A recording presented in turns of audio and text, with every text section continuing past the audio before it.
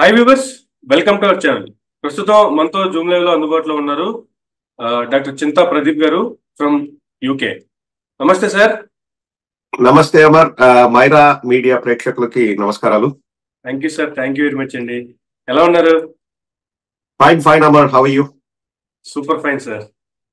Good sir, ప్రస్తుతం ఆంధ్రప్రదేశ్ రాష్ట్రంలో జరుగుతున్న పరిస్థితులకు సంబంధించి చూసుకుంటే రీసెంట్ గా విజయవాడ వేదికగా జరిగినటువంటి డాక్టర్ బిఆర్ అంబేద్కర్ స్మృతివనంకు సంబంధించి వైఎస్ జగన్మోహన్ రెడ్డి పేరుని తీసేయటం, అర్ధరాత్రి కొంతమంది అల్లరి మూకలు అక్కడ ఉన్నటువంటి పవర్ కట్ చేయడం కావచ్చు, సెక్యూరిటీని బయటికి పంపించడం కావచ్చు, ఈవెన్ సిపి కాల్ చేసినా కూడా అడ్రస్ చేయనటువంటి పరిస్థితి. కూతవేడు దూరంలో డీసీపీ ఆఫీస్ ఉంది, కూతవేడు దూరంలో గవర్నర్ గారి బంగ్లా ఉంది. అయినప్పటికీ కూడా స్పందించినటువంటి పరిస్థితి. వైఎస్ఆర్సీపీ నేతలు కొంతమంది వచ్చేటప్పటికి వాళ్ళందరూ చూసి పారిపోయినటువంటి పరిస్థితి. ఏం సార్ అసలు ఈ పరిస్థితిని ఎలా చూడాలి? ఇటువంటి ఈ రకమైనటువంటి పరిస్థితి సంబంధించి ఏం చెప్తారు సార్? ఇది చాలా వాళ్ళు అనుకుంటున్నారు ఇట్లా పేర్లు తొలగించడం వల్లనో ఇటువంటి అఘాయిత్యాలకు పాల్పడితే ప్రజల మనసులో నుంచి జగన్మోహన్ రెడ్డి గారి పేరుని చెరిపేయవచ్చనే ఒక కుట్రతో, ఆ కుట్రలో భాగంగా వాళ్ళు ఇట్లా చేస్తారు. కానీ వాళ్ళు ఒకటి అర్థం చేసుకోవాలి, చరిత్ర అన్నదాన్ని ఎవ్వరూ చింపేయలేరు, చెరిపేయలేరు. అది అంటే ఆ స్మృతివనం అనేది నిర్మించింది, మొదలుపెట్టింది, కొబ్బరికాయ కొట్టింది, భూమి పూజ చేసింది జగన్మోహన్ రెడ్డి గారి హయాంలో, పూర్తి చేసింది జగన్మోహన్ రెడ్డి గారి హయాంలో, ఓపెన్ చేసింది జగన్మోహన్ రెడ్డి గారు. ఇంకా దాన్ని ఎన్ని విధాలుగా వీళ్ళు మసిపూసి మారేడుకాయ చేసి ఇది జగన్మోహన్ రెడ్డి గారు చేయలేదు, చంద్రబాబు నాయుడు గారు చేశారని కలరింగ్ ఇవ్వాలని ట్రై చేసినా అది జరిగే పని కాదు. ఇక్కడ ఒక ఆసక్తికరమైన విషయం మీతో చెప్పాలి అమర్. లైక్ కాటసాని రాంభూపాల్ రెడ్డి గారు సీనియర్ మోస్ట్ పొలిటీషియన్ వారు, 6 సార్లు 7 సార్లు ఎమ్మెల్యే గెలిచారు వారు, if I'm not wrong. And రాయలసీమలో ఇప్పుడు సమకాలీన రాజకీయ నాయకుల్లో వారు చూసినంత ఫ్యాక్షన్ ఎవరు చూడలేదు. వారి నోట నుంచి చాలా ఆసక్తికరమైన మాటలు వచ్చాయి. అసలు కాటసాని రాంభూపాల్ రెడ్డి గారు ఏమన్నారంటే, ఇంతకు ముందు ఎలా ఉండేదంటే సంస్కృతి గాని, గెలిచిన వాళ్ళు సంతోషంలో ఉండేవాళ్ళు, ఓడిన వాళ్ళు బాధతోనో, మేము ఓడిపోయాని కక్షతోనో, అసూయతోనో, లేకపోతే ఇంకొక విధంగా అప్సెట్ అయ్యి వాళ్ళు దాడులు చేయడం మనం చూసాం. అది సంస్కృతి. ఇప్పుడు 40 ఏళ్ళ నుంచి 50 ఏళ్ళ నుంచి రాజకీయాలు పుట్టినప్పటి నుంచి 80 దశకాల నుంచి ఈ గొడవలన్నీ స్టార్ట్ అయ్యే ఫ్యాక్షన్ అంతా అలా ఉన్నది. ఇప్పుడు ఎప్పుడూ లేని విధంగా ఆంధ్రప్రదేశ్ రాష్ట్ర రాజకీయ చరిత్రలో ఎప్పుడూ లేని విధంగా గెలిచిన వాళ్ళు దాడులు చేయడము, గెలిచిన వాళ్ళు మర్డర్లు చేయడము, గెలిచిన వాళ్ళు మానభంగాలు చేయడము, అంటే ప్రజల్ని భయభ్రాంతులకు గురి చేయడం అన్నది చాలా దురదృష్టకరం అని చెప్పేసి చక్కగా చెప్పారు పెద్ద ఆయన. ఎందుకంటే one of the most senior most రాజకీయాల్లో గానీ ఇట్లా ఫ్యాక్షనిజం చూసిన వాళ్ళలో గానీ ఆయన మించిన వాళ్ళు ఉండరు నాకు తెలిసి. అంటే రాజశేఖర రెడ్డి గారికి ఆల్మోస్ట్ సమకాలీకులు వారు. అసలు వారు ఆశ్చర్యపోతున్నారు, అధికారంలోకి వచ్చి ప్రజలు మీకు అధికారం ఇచ్చిన దేనికి, మంచి పనులు చేయండిరా, ప్రజలకు ఏదైనా ఉపయోగపడే పనులు చేయండిరా అంటే ఇట్లా విగ్రహాలు ధ్వంసం చేయడము, లేకపోతే లైట్లు ఆపేసి, అసలు అంబేద్కర్ గారి స్మృతివనంలోకి ఇటువంటి అరాచక శక్తులు ఎంటర్ అయినాయంటేనే పరిపాలన ఎంత అధ్వానంగా ఉందో మనం అర్థం చేసుకోవాలి. ఎంతో పవిత్రమైన పుణ్యక్షేత్రం లాంటిది అంబేద్కర్ గారి స్మృతివనం విజయవాడలో, నగరం నడి బొడ్డులో ఉంది. మీరు అన్నట్లు డీజీపీ ఆఫీస్ గాని, గవర్నర్ బంగ్లా గాని అన్ని పక్కనే ఉన్నాయి. అటువంటి చోట అంబేద్కర్ గారి లాంటి మహనీయులకే రక్షణ లేదు, వారి విగ్రహాలకే రక్షణ లేదు, ఆ స్మృతివనానికే రక్షణ లేదు అంటే ఇంకా సామాన్యుడికి రక్షణ ఎక్కడి నుంచి వస్తుందన్నారు? ఏ విధంగా రక్షణ వస్తుంది? పిట్టల్లా రాలిపోతున్నారు ప్రజలు. అసలు ప్రతిరోజు ఉదయం లేవగానే ఎక్కడో ఒక చోట ఒక మర్డర్ గాని, ఒక మానభంగం గాని. మానభంగాలు ఎంత తీవ్ర రూపం దాల్చాయంటే 6 నెలల చిన్నారి నుంచి 60 ఏళ్ల పెద్దవారి వరకు ప్రతి ఒక్కరికి ఈ భయం ఉంది, ఈ బాధ ఉంది. ఎవడో ఒకడు వచ్చేసి రేప్ చేస్తాడు, ఎవడో ఒకడు వచ్చేసి రేప్ చేసి చంపేసి అసలు శవం కూడా దొరకకుండా చేస్తారన్న భయం పట్టుకుందంటే మనం ఊహించవచ్చు ఎంత చీకటి రాజ్యమేలుతుందో మన ఆంధ్రప్రదేశ్ లో అన్నది. ఇది చాలా దురదృష్టకర పరిణామం. అంటే ఇప్పుడు నేను వైఎస్ఆర్ కాంగ్రెస్ పార్టీనో లేకపోతే ఇంకొక టీడీపీ అట్లా కాదు. ఇప్పుడు రాజకీయంగా మనం విభేదిస్తాము, అవతల వాళ్ళు చేసే పనిని మనం తూర్పారపడతాం, తప్పుపడతాం, విమర్శిస్తాం, విమర్శనాస్త్రాలను సంధిస్తాం, అది కొంతవరకే. కానీ భౌతిక దాడులకు పాల్పడము, ఆస్తుల నష్టం చేయడము, ఆస్తుల్ని ధ్వంసం చేయడము, ప్రజల్ని భయభ్రాంతులకు గురి చేయడము, ఇవన్నీ కూడా చాలా చాలా దురదృష్టకర పరిణామాలు. అండ్ ఎంతవరకు వాళ్ళు వెళ్ళారంటే ఒక సామాన్యుడి దగ్గర నుంచి, ఒక చిన్నపిల్ల దగ్గర నుంచి ఒక మహనీయుడి వరకు వారు ఎవరిని వదిలిపెట్టలేదు. ఎంత దురదృష్టకరం అంటే ఇది సమాజానికి సిగ్గుచేటు. ఇది ఏ జగన్మోహన్ రెడ్డి గారికో ఇంకొక రాజకీయ నాయకుడికో అవమానం కాదు, సమాజానికి సిగ్గుచేటు. అండ్ సమాజంలో జరగకూడని పనులు జరుగుతున్నాయి ఆంధ్ర రాష్ట్రంలో. వీటన్నిటి నుంచి ప్రజలు తొందరలోనే గుణపాఠాలు నేర్చుకుంటారు, వారికి తగిన బుద్ధి చెప్తారని నేను ఆశిస్తున్నాను. కానీ జరుగుతున్నటువంటి పరిస్థితుల్ని ఖండించాల్సినటువంటి, లేదంటే వాటిని నిలువరించాల్సినటువంటి ప్రభుత్వం కావచ్చు, లేదంటే టీడీపీ కూటమికి సంబంధించినటువంటి నేతలు కావచ్చు, కొంతమంది చేస్తున్నటువంటి వ్యాఖ్యలు ఏంటంటే వైఎస్ఆర్సీపీ నేతల స్వభావమే అంతా, వాళ్ళే దాడులు చేస్తారు, వాళ్ళే మర్డర్లు చేస్తారు, వాళ్ళే ఇటువంటి విగ్రహాలు పగలగొట్టడం కావచ్చు, పేర్లు తీసేయడం కావచ్చు, వాళ్ళే చేసి ప్రభుత్వం మీద బురద జల్లుతారు. ఇవన్నీ జగన్మోహన్ రెడ్డి గారికి వెన్నతో పెట్టిన విద్య, ఆయన నైతిక స్వభావమే అలాంటిది, ఆయనే చేస్తూ ప్రభుత్వం మీద నిందలు మోపుతున్నారు అనేటువంటి కామెంట్లు కొంతమంది చేస్తున్నారు. ఒకవేళ నిజంగా అటువంటి పరిస్థితి ఉంటే, ప్రతిపక్షమే అలాంటి పనులు చేస్తుంటే అధికారంలో ఉన్నటువంటి వీరు యాక్షన్ తీసుకునేటువంటి పరిస్థితి ఉంది కదా. చేస్తుంది వీళ్ళే చేస్తున్నారని చెప్పి వాళ్ళని చట్టం ముందు నిలబెట్టి వాళ్ళని శిక్షించేటువంటి అవకాశం కూడా వాళ్ళ చేతులు ఉంది కదా. అయినప్పటికీ ఇలాంటి పనులు చేయట్లేదు, కానీ కామెంట్లు మాత్రం ఇలా చేస్తున్నారు. దీన్ని ఎలా చూడాలి సార్? ఒక చక్కటి ఉదాహరణ చెప్తాను. నాకు వచ్చిన information, I might be right are wrong. అసలు వినుకొండలో రషీద్ అనే వ్యక్తి చనిపోతే అది ఆ సాయంకాలం 7 గంటలకు 8 గంటలకు ఆ ప్రాంతంలో జరిగింది. ఆ రోజు అంటే జగన్మోహన్ రెడ్డి గారి దగ్గర మొబైల్ ఫోన్ ఉండదు. నాకు తెలిసినంత వరకు ఆయనే చెప్పారు, నేను మొబైల్ ఫోన్ వాడని ఇంతకుముందు మీటింగ్ లో చెప్పారు. నెక్స్ట్ రోజు మార్నింగ్ ఉదయం నిద్ర లేచిన తర్వాత జగన్మోహన్ రెడ్డి గారికి తెలిసిందన్నది నాకు తెలిసిన విషయం. అది రైట్ ఉండొచ్చు, రాంగ్ ఉండొచ్చు. ఇంకా ఎక్కడ జగన్మోహన్ రెడ్డి గారు ప్లాన్ చేసి జిలాని నువ్వే రషీదు చంపని చెప్తాడా? ఎంత హాస్యాస్పదం అండి వీళ్ళు మాట్లాడేది. నడి రోడ్డు పైన తాగి ఆ రోజు జరిగింది. నేను క్లియర్ గా చెప్తాను చూడండి, నా వీడియోలో కూడా నేను చెప్పాను అమర్. ఇక్కడ రషీద్ ఫ్రెండ్ ఒక అబ్బాయి ఉన్నాడు ఇక్కడ. ఆ అబ్బాయి చిన్నప్పటి నుంచి రషీద్ తో కలిసి పెరిగాడు. జిలాని కూడా తెలుసు. రషీద్ కి నాకు తెలిసి 29 ఏళ్ల వయసు, జిలానికి 21 సంవత్సరాల వయసు, 21, 22. సో ఒక 2-3 ఇయర్స్ బ్యాక్ ఒక హోటల్లోనే ఎక్కడో కూర్చొని వాళ్ళు మద్యం సేవిస్తున్నారంట అంత, జిలాని వాళ్ళ ఫ్రెండ్స్ వాళ్ళు వీళ్ళందరూ. అప్పుడు ఏదో గొడవ జరిగింది, చిన్న గొడవ జరిగితే ఆ జిలాని అనేవాడు ఆ బీర్ గ్లాస్ పగలగొట్టి ఎవరికో ఇక్కడ గొంతు దగ్గర ఏదో పొడవాలని ట్రై చేశాడు. సంథింగ్ జరిగింది. తర్వాత పారిపోయినప్పుడు, ఇది వాస్తవంగా జరిగింది, ఇది నాకు వాళ్ళ ఫ్రెండ్ చెప్పింది. ఇది ఆ ఇన్సిడెంట్ లో జరిగినప్పుడు అసలు రషీద్ లేడు, వేరే ఎవరో అబ్బాయి ఉన్నాడు, రషీద్ లేడు. సో వాళ్ళు బయటకు వస్తానే వాడు ఏంటంటే బైక్ లో వచ్చాడంట, ఏదో బుల్లెట్ లోనో ఏదో. సో బయటకు వచ్చి వాడు పారిపోతే వాడి బుల్లెట్ ను వీళ్ళందరూ ఆ గుంపుగా ఉన్న వాళ్ళంతా కాల్చారంట ఆ రోజు రాత్రి. తర్వాత వాళ్ళ ఇంటికి వెళ్ళారు వీళ్ళంతా, ఈ గ్రూప్ గా ఉన్న వాళ్ళంతా జిలాని వాళ్ళ ఇంటికి వెళ్తే వాళ్ళ ఇంటి దగ్గర జిలాని లేడు, ఎక్కడికో వేరే చోటికి పారిపోయాడు. సో వాళ్ళ బ్రదర్ ఉండి ఏదో మాట్లాడితే వాళ్ళ బ్రదర్ ను కూడా వీళ్ళు కొట్టారంట. వాస్తవాలు చెప్తున్నాను. కొడితే తర్వాత జిలాని పైన కేసు పెడితే 6-7 నెలలు జిలాని అనేవాడు వినుకొండలో లేకుండా వెళ్ళిపోయాడు. వెళ్ళిపోయి జిలాని అనేవాడు ఒక 7 నెలల తర్వాత ఆ కేసు కొట్టేయించుకుని ఏదో మళ్ళా వినుకొండ టౌన్ లోకి వచ్చి రావడంతోనే టీడీపీ పార్టీ సైడ్ వెళ్ళిపోయాడు. ఇది ఇప్పుడు 1.5 year బ్యాక్ జరిగింది ఇది ఇష్యూ. అంటే పోయిన 2023 జనవరిలోనో ఫిబ్రవరిలోనో జరిగింది ఇది. సో అప్పటి నుంచి తెలుగుదేశం కార్యకర్తగా ఉన్నాడు జిలాని.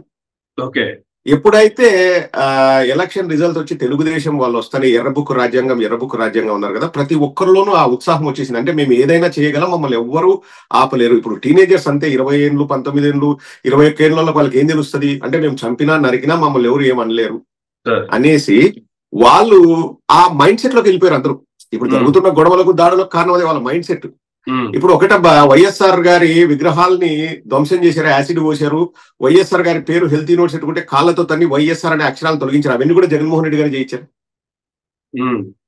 సో ఆ రోజు ఉదయం ఎక్కడో నర్సరావుపేటలో అనుకుంటే, ఇఫ్ ఐఎమ్ నాట్ రాంగ్, కత్తి తయారు చేయించుకొని ఇద్దరు ఒక వీడియో కూడా రిలీజ్ చేశారు, కత్తితో ఇట్లా ఆడుకుంటూ. వాళ్ళిద్దరి మీద కూడా వాళ్ళు A2, A3 కేసులు బుక్ ఉన్నాయి వాళ్ళ మీద కూడా. వాళ్ళ చేత కత్తి తెప్పించుకొని అదే వైన్ షాప్ లో ఉదయం నుంచి సాయంత్రం వరకు తప్పతాగాడు ఎవడు జిలాని. తప్పతాగా వైన్ షాప్ దగ్గరకు వచ్చేది, అరే మీకు అయిపోయిందిరా, మిమ్మల్ని నరుకుతాం రా, అది ఇది అని చెప్పడం, వెళ్ళిపోవడం. యాక్చువల్లీ రషీద్ కూడా లేడు అక్కడ. రషీద్ సూపర్వైజర్, రషీద్ దగ్గర పనిచేసే పిల్లలు ఉన్నారంట. వాళ్ళు ఈవినింగ్ అయితేనే ఫోన్ చేసి, అన్నవాడు ఇట్లా వచ్చేసి గొడవ పెట్టుకొని పోతున్నాడు, వస్తున్నాడు మన దగ్గర కొనిపోతున్నాడు, తాగి వచ్చేసి గొడవ చేస్తున్నాడు, ఉదయం నుంచి చాలా తాగాడు అంటే అరే ఈరోజు తొలి ఏకాదశి, మీరు ఇంటికి వెళ్ళండి, నేను వస్తానని షాప్ క్లోజ్ చేసి వెళ్తాను అన్నాడు. అసలు యాక్చువల్లీ ఆ రోజు జిలానీ వచ్చింది రషీద్ కోసం కాదు. ఓకే, వచ్చేసి ఆ లోపలికి వస్తాడే రషీద్ పెద్ద మనిషిలాగా, వాళ్ళు మీరు లోపలే ఉన్నారా, బయటకు వస్తే వాడు తాగి ఉన్నాడు, నేను పోయి చెప్తాని పోయి, ఎందుకు వాళ్ళు ఎవరో 3-4 ఎవరు వచ్చారంట జిలానీతో పాటు, మీరు వెళ్ళండి రా, మీరు ఎందుకు ఇక్కడ, మీరు అది ఇది అంటే అనేసి తిరిగాడంట. ఇట్లా నేను షాప్ కట్టేసుకుని వెళ్తాను, ఇక్కడ దెబ్బ పడిందండి ఫస్ట్. ఏంద్రా తగిలింది అది దాన్ని తిరిగే లోపల ఇక్కడ పడింది. సో ఇక్కడ ఎంత దుర్మార్గంగా చంపారు, కిరాతకంగా అంటే, మేము చంపినా మమ్మల్ని ఎవరేం చేయలేరు, మా ప్రభుత్వం వచ్చింది, నేను కక్ష తీర్చుకుంటా అనేసి, ఇంకా దాన్ని రాజకీయ హత్య కాకుండా దేనికి లెక్కన చూస్తామండి మనం. ఇప్పుడు ప్రేరేపించేది ఆ వెనకాల నుండి, నువ్వు చెయ్యి నేను చూసుకుంటా, నీకేం కాదు, నువ్వు చంపినా ఏం కాదు అని భరోసా ఇచ్చేది ఎవరు? అండ్ ఆల్సో ఇప్పుడు ఆ విషయం ఎందుకు హైలైట్ అయింది అమర్, బికాస్ నడి రోడ్డు పైన అందరూ చూస్తుండగా, అందరూ రికార్డ్ చేస్తుండగా చంపారు. సో మనం అంతా చూసాము, ఆ ఎఫెక్ట్ మనకు ఎక్కువ ఉంది కాబట్టి ఆ విషయం పెద్దదైంది. అంటే అంటే అర్థం ఏంటి, ఇప్పుడు ప్రతి సందులో ప్రతి గొంతులో సీసీటీవీలు ఉన్నాయి, అండ్ ప్రతి ఫోన్ కాల్ రికార్డింగ్ కూడా బయటకు తీయచ్చు. వైఎస్ఆర్సీపీ వాళ్ళు పని కట్టుకొని ప్లాన్ చేస్తే ఒక్కటంటే ఒకటి బయటకు తీయండి రా భయ్, ఇదిగో ఇది ఫోన్ కాన్వర్సేషను, ఇది సీసీటీవీ రికార్డింగు, ఫలానా జిలాని అనేవాడు వైఎస్ఆర్ కాంగ్రెస్ పార్టీ నాయకులతో మాట్లాడి గొడవలు చేయడం కోసం వాళ్ళ సొంత మనిషినే చంపాడు. ఇప్పుడు వైఎస్ఆర్ కాంగ్రెస్ పార్టీ కార్యకర్త రషీద్ అందరికీ తెలుసు. అంటే వాళ్ళు చెప్పేది ఎట్లుందండి, మేము ఏదో చేయడానికి మా కార్యకర్తను మేమే చంపుకుంటామా? ఎంత దిగజారుతారంటే, వాడు డాన్స్ చేస్తున్నాడు, జిలాని అనేవాడు డాన్స్ చేస్తున్నాడు, ఎవరో పిల్లగాడిని భుజం మీద పెట్టుకొని రిజల్ట్ వచ్చిన రోజు దాన్ని వెనక పక్క సౌండ్ మార్చేసి వైసీపీ పాట పెట్టి వీడు వైసీపీ వాడు అంటారు. ఆడ కలర్లన్నీ పచ్చ కలర్లు ఉన్నాయి, పచ్చ జెండా ఉంది వాడి పక్కన, ఎట్లా వాడు వైసీపీ వాడు అవుతాడు? సరే, అసలు వాళ్ళు ఆరోపిస్తున్నట్లుగానే వైఎస్ఆర్సీపీ వాళ్ళే నిజంగానే వైసీపీ క్యాండిడేట్లే చేశారే అనుకుందాం, కానీ అధికారంలో ఉన్నారు కదా, ఇటువంటి అల్లర్లు లేదంటే ఇటువంటి శాంతి భద్రతలకు విఘాతం కలుగుతున్నటువంటి కార్యక్రమాలు రాష్ట్రంలో జరుగుతున్నప్పుడు, వీళ్ళు నిజంగా మా పార్టీకి సంబంధించిన మనుషులు కాదు, మా మనుషులు కాదు అనుకున్నప్పుడు, ప్రతిపక్ష పార్టీకి సంబంధించిన వాళ్ళు అనుకున్నప్పుడు ఇమీడియట్ గా యాక్షన్ తీసుకోవచ్చు కదా. ఇదిగో పలానా వ్యక్తి చేశాడు అని చెప్పి చూపించవచ్చు కదా, వాళ్ళకి శిక్ష వేయించవచ్చు కదా. 100% మేము అడిగేది కూడా అదే. ఇక్కడ రాజకీయ హత్య, ఇంకొక హత్య, దాని గురించి మాట్లాడదాం, కానీ లా అండ్ ఆర్డర్ ఎక్కడికి పోయింది? లా అండ్ ఆర్డర్ కాపాడాల్సిన బాధ్యత మీకు లేదా? ఇప్పుడు వీళ్ళే మాట్లాడతారు, జగన్మోహన్ రెడ్డి గారు శవాలను చూస్తేనే పరిగెట్టుకుంటారు. అసలు శవాలను అక్కడ ఉండేలా చేసేది ఎవరు? లా అండ్ ఆర్డర్ సరిగా లేకపోవడం వల్ల మన నంద్యాలలో మా వైఎస్ఆర్ కాంగ్రెస్ పార్టీ కార్యకర్తని పోలీసుల ఎస్ఐ కానిస్టేబుల్ ఉంటే వాళ్ళ కళ్ళెదుటే చంపారు. మాకు ఎక్స్ట్రా రక్షణ కావాలా బాబు అని వేడుకున్నా కూడా సమయానికి రాకపోగా వాళ్ళు ఊరు బయట ఆగిపోయారు అన్నది ఒక ఇది ఉంది, దాని ఒక డిబేట్ నడుస్తుంది, పోలీసులు రాకుండా. ఇంకా చంపేస్తే లా అండ్ ఆర్డర్ ఎక్కడుంది? అంటే ఇప్పుడు వాళ్ళని చంపిన వాళ్ళు కూడా ఇంకా మా వైసీపీ వాళ్ళని చంపుతారా? ఇప్పుడు మా వైసీపీలను చంపుతారా? అనంతపురం జిల్లాలో వాళ్ళ భర్త పైన కేసేస్తే, వైఎస్ఆర్సీపీ ఆయన పైన కేసేస్తే 6 నెలల చిన్నారిని తొట్టిలో వేసి ముంచి చంపేసి ఆ తల్లి ఊరేసుకొని చనిపోయింది భయపడి. అంటే మేమే చెప్పినామా, ఈ రోజు నైట్ 12కు నువ్వు ఊరేసుకోమా నీ పాప అండి. అసలు ధర్మవరం దగ్గర ఆటోలో వెళ్తుంటే ఒక అతన్ని, చాకలి సుబ్బరాయుడు అనుకుంటే ఇఫ్ ఐఎమ్ నాట్ రాంగ్, బయటికి లాగి చంపారు. అంటే మాకు మేమే చంపుకుంటామా? వైజాగ్ లో ఒక అతను 3 వీలర్, పాపం అంగవైకల్యం, అతనికి దివ్యాంగుడు, మిలిటరీలో పనిచేసి వచ్చాడు, అతన్ని 3 చక్రాల స్కూటర్ పై నుంచి లాగి చంపారు. అది మేమే ప్లాన్ చేస్తామా? ఎంత హాస్యాస్పదంగా ఉందంటే, ఇక్కడ నాకు బాధ అనిపించేది ఏంటంటే అమర్, ఎవరైనా చనిపోతే మాకు సంబంధం లేదని ప్రభుత్వం చేతులెత్తేసి నిమ్మకు నీరెత్తినట్టుంది చూడండి, అది బాగా భయం వేస్తుంది.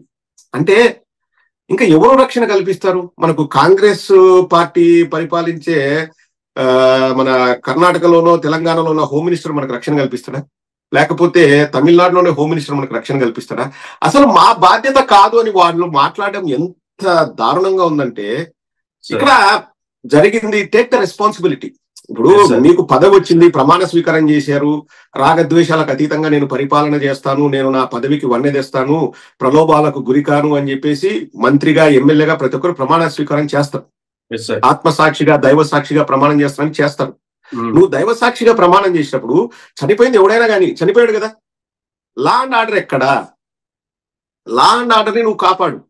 లా అండ్ ఆర్డర్ ని కాపాడకుండా బురదల్లే కార్యక్రమం చేయడం ఎంతవరకు సమంజసం?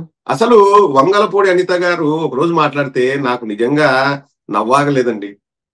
ఆడ పిన్నెల రామకృష్ణారెడ్డి గారు అరెస్ట్ అయినప్పుడు బయటకు వచ్చేసి, అంటే జైల్లో వారిని పరామర్శించి బయటకు వచ్చి జగన్మోహన్ రెడ్డి గారు ప్రెస్ మీట్ పెడితే తర్వాత వంగలపూడి అనిత గారు ప్రెస్ మీట్ పెట్టి ఏమంటారంటే, ఎందుకండి 13వ తేదీ జరిగితే 23వ తేదీ వరకు కేసు పెట్టలేదు, అక్కడ నుంచి ఎలక్షన్ కమిషన్ కూడా అధ్యయన కమిటీని పంపిస్తే వాళ్ళు కూడా ఎక్కడ పిన్నెల రామకృష్ణారెడ్డి గారు అల్లర్లు చేశారని వాళ్ళు కూడా రిపోర్ట్ ఇవ్వలేదు, మీరు 23వ తేదీ మే 23 ఎందుకు కేసు పెట్టారు అంటే ఏమంటుందంటే, 13వ తేదీ వాళ్ళ ప్రభుత్వం ఉంది కాబట్టి వాళ్ళు పెట్టలేదు, 23వ తేదీ మా ప్రభుత్వం వచ్చింది కాబట్టి మేము కేసు పెట్టామంటారు. ఎంత హాస్యాస్పదం అండి.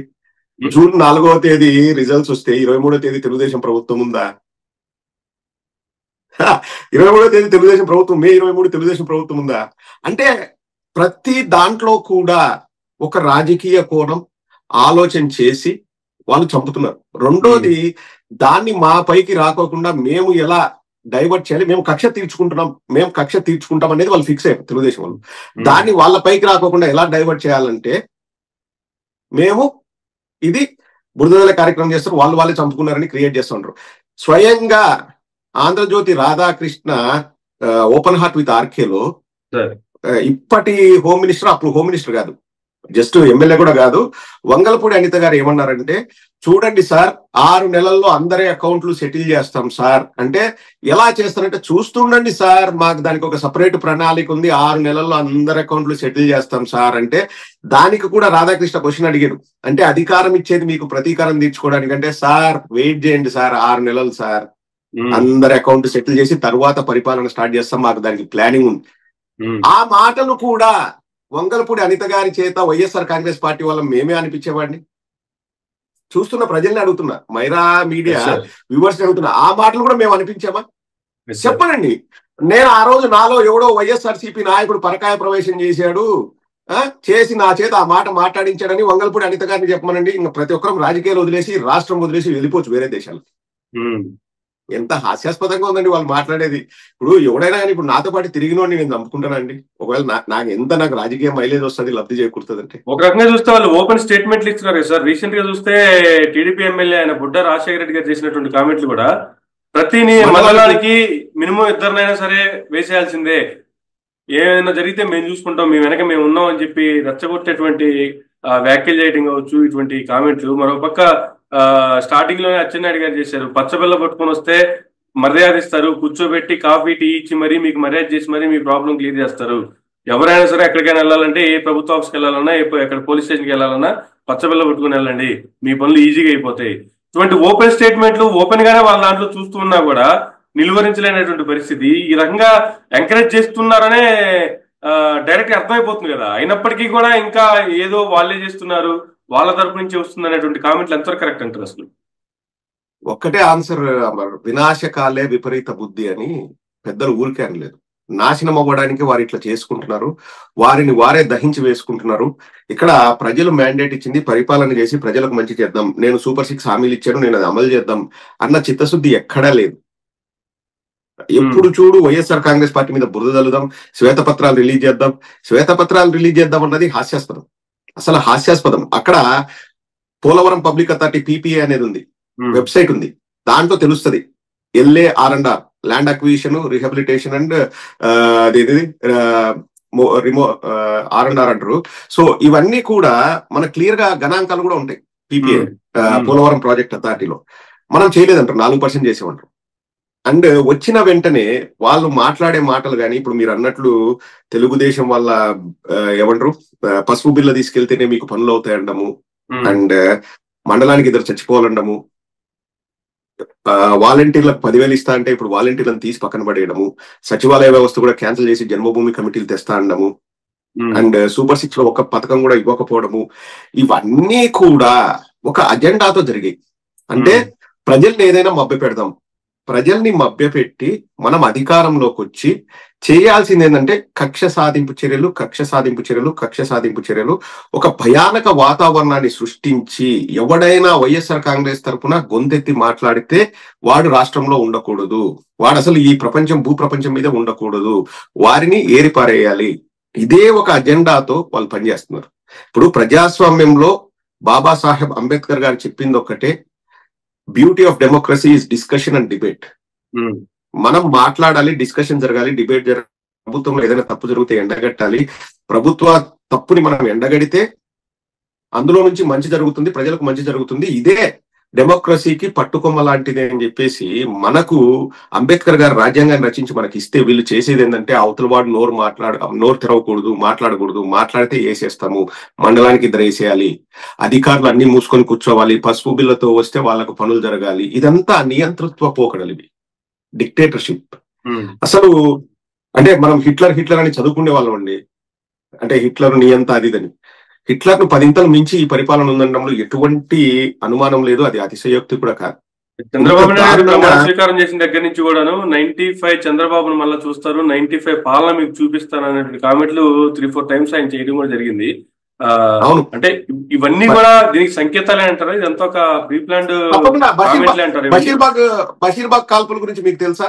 తెలంగాణ రైతులు పెంచిన విద్యుత్ ఛార్జీలకు నిరసనగా వాళ్ళు శాంతియుతంగా ధర్నా చేయడానికి వస్తే గుర్రాలతో తొక్కించి చంపితే 3 చచ్చిపోయారు. కాల్పులు గుర్రాలతో తొక్కిస్తే. అది చంద్రబాబు నాయుడు 95 పరిపాలన. 95 పరిపాలన తర్వాత 99లో పొరపాటున అప్పుడు కార్గిల్ వార్ జరిగింది. బీజేపీ పైన బాగా సానుభూతి ఉంది. బీజేపీ మేజర్ రోల్ ప్లే చేసింది. చంద్రబాబు నాయుడుకు బతికి బయటపడ్డాడు. 2004లో ఏమైంది? ప్రజలు కర్రగాల్చి వాత పెట్టారు. ఇప్పుడు చంద్రబాబు నాయుడు 95 చంద్రబాబు నాయుడు చూస్తారు, 95 చంద్రబాబు నాయుడు చూస్తారంటే చూడనివ్వండి.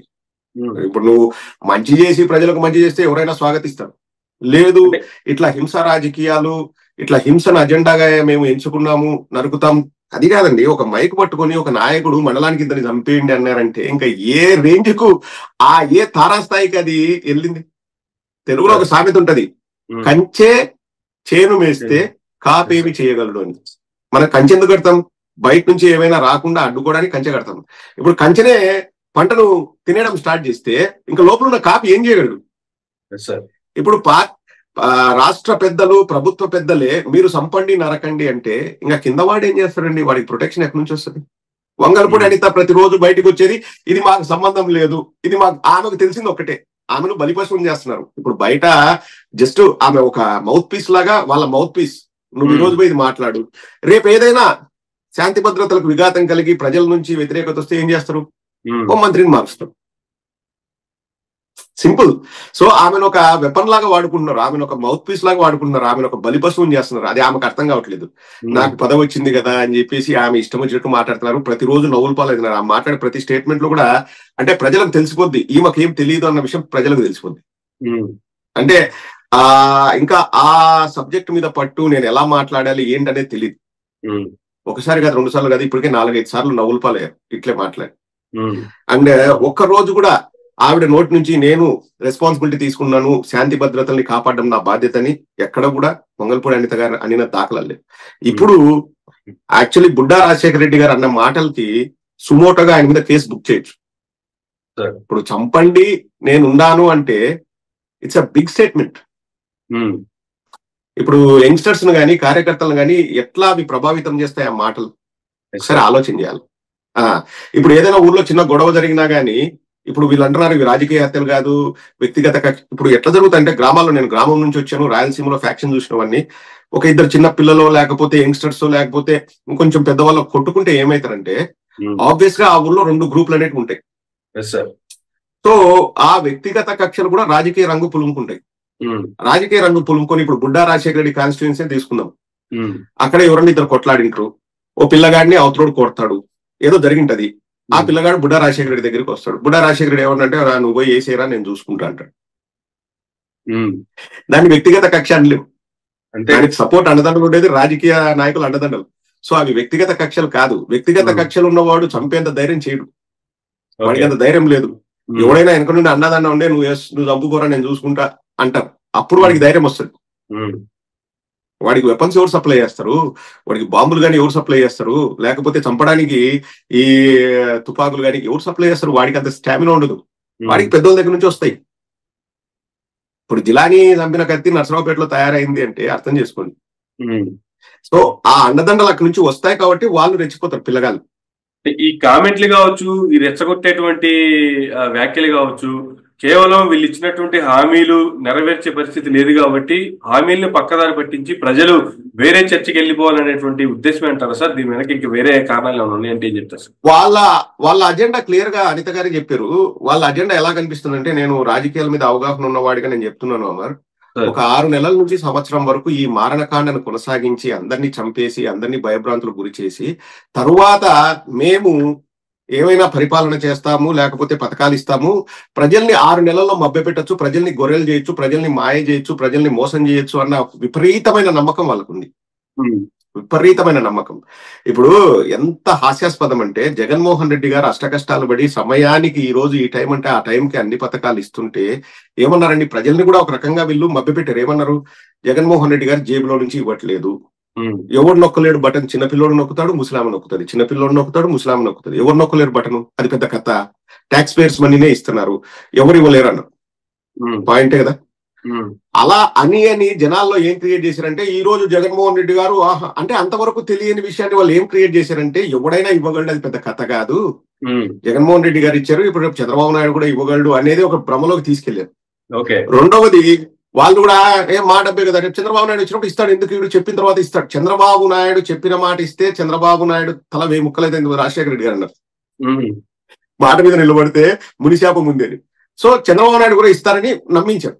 రెండవది, ఇక్కడ మనం ఇప్పుడు ఎందుకు సూపర్ 6 ఇవ్వట్లేదంటే, తెలుగుదేశం వాళ్ళు ఎగేసుకుంటూ వచ్చేసి ఇట్లా చేసే సంకనాకి ఇచ్చినారు, మీరు రాష్ట్రాన్ని శ్రీలంక చేసినారు, అభివృద్ధి చేయాలా, అభివృద్ధి గురించి మాట్లాడండి, ఎక్కడ సూపర్ 6 అని అడుగుతారు ఏంది అంటారు కదా. ఇప్పుడు మనం ఏదైనా పథకాలు అదే అంటున్నారు. సూపర్ 6 ఇవ్వమని ప్రజలు ఏమైనా చంద్రబాబు నాయుడు గొంతు మీద కత్తి పెట్టి బెదిరించారండి? ఎవరైనా బెదిరించారా? ఇస్తా అని వాలంటరీగా తనంతకు తాను బయటకు వచ్చి నేను ఇస్తా అన్నాడు. ఎవరైనా అడిగారండి? అడగలేదు కదా. ఇప్పుడు అమరు, ప్రదీప్, ఇంకొకటి వెళ్ళి చంద్రబాబు నాయుడు నువ్వు ఇవ్వాల్సింది, నీ గొంతు మీద కత్తి పెట్టి చంపేస్తాను నిన్ను అని అనలేదు కదా. మీ అంతకు మీరు నిర్ణయించి మీరు ఇచ్చారు. అది కూడా ఎప్పుడు ఇచ్చారు? 14 లక్షల కోట్ల అప్పు ఉందని వాళ్ళే డిక్లేర్ చేసి ఊదరగొట్టి ఆ టైంలో కూడా 14 లక్షల అప్పుండే నేను సంపద సృష్టించి పథకాలు ఇస్తా అన్నారు. మనమేం అడగలేదు. ఇప్పుడు వచ్చేసి 9 లక్షల కోట్ల అప్పు ఉంది, నేను పథకాలు ఇవ్వలేను అన్నం ఎంత హాస్యాస్పదం. లేకపోతే అభివృద్ధి ఆ రోజు అన్నాడా? అభివృద్ధి చేసిన తర్వాత ఆ అభివృద్ధి 5 ఏళ్లలో జరగచ్చు, 10 ఏళ్లలో జరగచ్చు, తర్వాత నేను పథకాలు ఇస్తాను ఏమన్నా అన్నాడా? అనలేదు కదా. అభివృద్ధి చేసిన తర్వాత పథకాలు ఇస్తాని అనలేదు. అనింది ఎప్పుడు? వచ్చిన వెంటనే ఇస్తాన్నారు. ప్రజలు ఓటేసింది 5 ఏళ్లకు నీకు మ్యాండేట్ ఇచ్చి 5 ఏళ్లు పరిపాలన చేయమని వేశారు. నువ్వు 5 ఏళ్లు పథకాలు ఇవ్వాలి, చెప్పిన పనులు. అది కాదండి, నేను 8-9 వేల కిలోమీటర్ల దూరంలో ఉన్నా, నాకే రాష్ట్ర బడ్జెట్ ఎంత, ఆదాయం ఎంత, వ్యయం ఎంత, ఖర్చులు ఎంత ఉన్నాయి, ఆదాయం ఎక్కడి నుంచి వస్తుంది, జిఎస్డిపి ఎంత ఉంది, జిఎస్డిపి గ్రోత్ రేట్ ఎంత ఉంది, కోవిడ్ అప్పుడు మనం ఎంత ఖర్చు పెట్టాల్సి వచ్చింది, తర్వాత మనం ఎలా దాన్ని సర్దుకుంటూ వస్తున్నాము, ఇవన్నీ నాకు తెలుసు. అఫ్ కోర్స్ ఎగ్జాక్ట్ ఫిగర్స్ చెప్పండి చెప్పలేను, కానీ ఒక ఐడియా అయితే ఉంటది కదా. ఏది, నేను బయట దేశంలో ఉన్నా, నేను ఇప్పుడు పరిపాలన చేయలేదు, నాకు పరిపాలన అనుభవం లేదు, అక్కడ బ్యూరోక్రాట్స్ ఎట్లా వర్క్ చేస్తారో, డిపార్ట్మెంట్ ఎట్లా వర్క్ చేస్తారో మనకు తెలియదు. కానీ 14 ఏళ్ళు ముఖ్యమంత్రిగా ఉన్న చంద్రబాబు నాయుడికి రాష్ట్రంలో ఆదాయం ఎంతో వ్యయం ఎంతో తెలియదంట. వచ్చేసి ఇప్పుడు చూసి షాక్ అయ్యాడంట.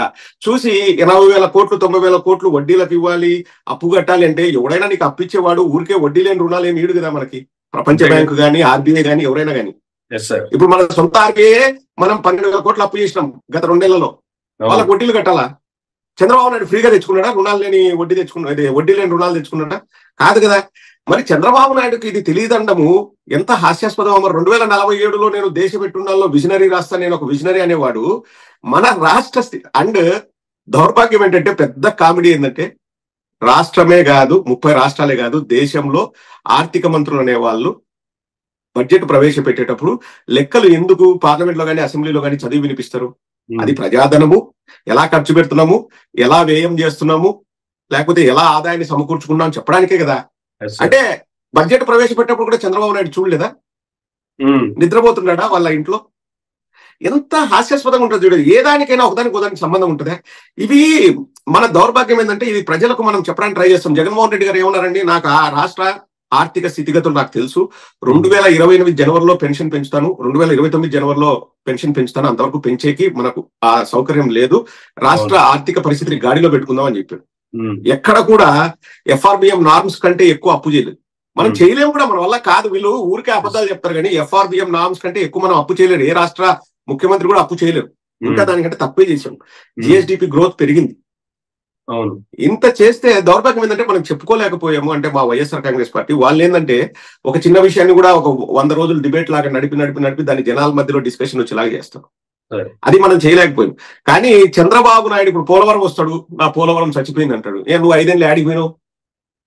నువ్వు పోలవరం సందర్శిస్తుంటే బయట ఏమన్నా గేట్లు ముళ్ళ కంచెలేసి నిన్ను ఆపారా, లేకపోతే టైర్ల కింద మేకులు వేసారా?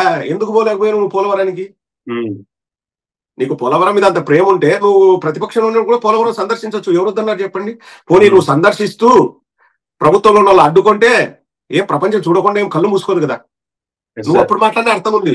5 ఏళ్ళు పోలవరం సైడ్ కూడా నువ్వు పోకోకుండా నా పోలవరం చచ్చిపోయింది, నా పోలవరాన్ని చంపేసినారు, ఇవన్నీ కూడా మంగళవారం మాటలు. మంగళవారం మాటలు. ఆయనకి ఇష్టమైన వారం మంగళవారం ఏమో నాకు తెలియదు కానీ, అంటే ప్రజల దృష్టిని మరల్చడానికి ప్రజలకు చెప్పకనే చెప్తున్నాడు నేను ఏమి ఇవ్వను అని. ఇప్పుడు జన్మభూమి కమిటీలో వచ్చిన తర్వాత కూడా ఏం జరుగుతుంది నేను చెప్తాను. అక్కడ ఊర్లలో వాళ్ళది అధికారం అయితే జగన్మోహన్ రెడ్డి గారు ఫస్ట్ నుంచి కులం చూడడం, మతం చూడడం, ప్రాంతం చూడడం అని వాళ్ళను అందరినీ సమంగా చూసి అందరికి ఇచ్చారు. కానీ చంద్రబాబు నాయుడు హయాంలో అట్లుండే. చంద్రబాబు నాయుడు ఎటువంటి వాడంటే, నాకు ఓటేడా, వాడికి నేను ఎందుకు ఇవ్వాలి? ఇంతకుముందు ఆయన స్వయంగా అన్నాడు, నా టాయిలెట్ల మీద కూర్చునే వాళ్ళు, నేను ఇచ్చిన లైట్ల కింద నడుకుంటారు, నాకెందుకు ఓటేరు, నాకేయాలి అని. సో చంద్రబాబు నాయుడు ఏం చేస్తాడంటే మొత్తం పథకాలన్నీ కూడా తెలుగుదేశం వాళ్ళకే ఇస్తాడు, వైఎస్ఆర్ కాంగ్రెస్ పార్టీ వాళ్ళకి ఇవ్వరు. పోనీ మీకు పథకాలు రావాలంటే నా పార్టీలోకి రండి అంటాడు.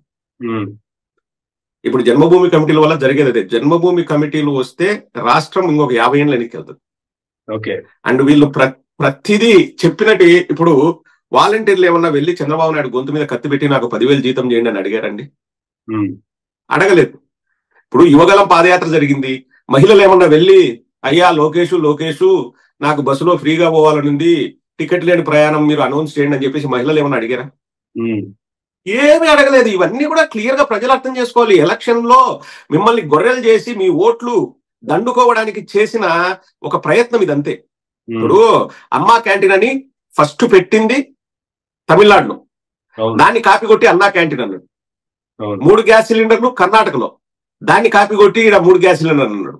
ఉచిత బస్సు కర్ణాటక తెలంగాణ, దాన్ని కాపీ కొట్టుకొని వచ్చేసి ఈడ ఉచిత బస్సు అంటాడు. ఏది అమ్మకు వందనం, మన అమ్మఒడి కాపీ. ఏది సొంత పథకం చెప్పండి? అంటే రాష్ట్రంలో ప్రజలకు ఉపయోగపడే పథకం ఏది చెప్పండి? అంటే వాళ్ళు ఇది మాకు necessity is the mother of invention అంటారు. మనకు అవసరాన్ని బట్టి మనం ఏదైనా సమకూర్చుకుంటాం. ఇక్కడ వాళ్ళు ఏమన్నా అడిగారా, నాకు ఉచిత బస్సు ప్రయాణం కావాలని అడిగారా? ఇవన్నీ కూడా ప్రజలు మోసం చేయడానికి వాడుకున్న ఒక అస్త్రాలు అంతే.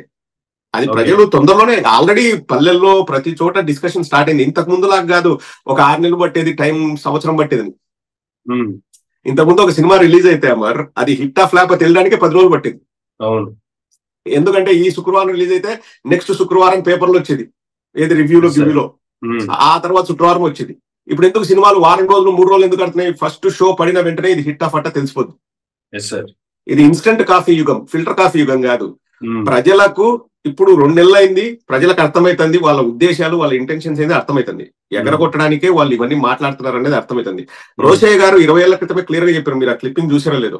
ఎలక్షన్స్ ముందు ఆర్థికంగా అడ్జస్ట్ అని, ఎలక్షన్ అయిపోయిన 2 వారాలకి నా దగ్గర డబ్బులు ఇవ్వని చెప్పారు చంద్రబాబు నాయుడు.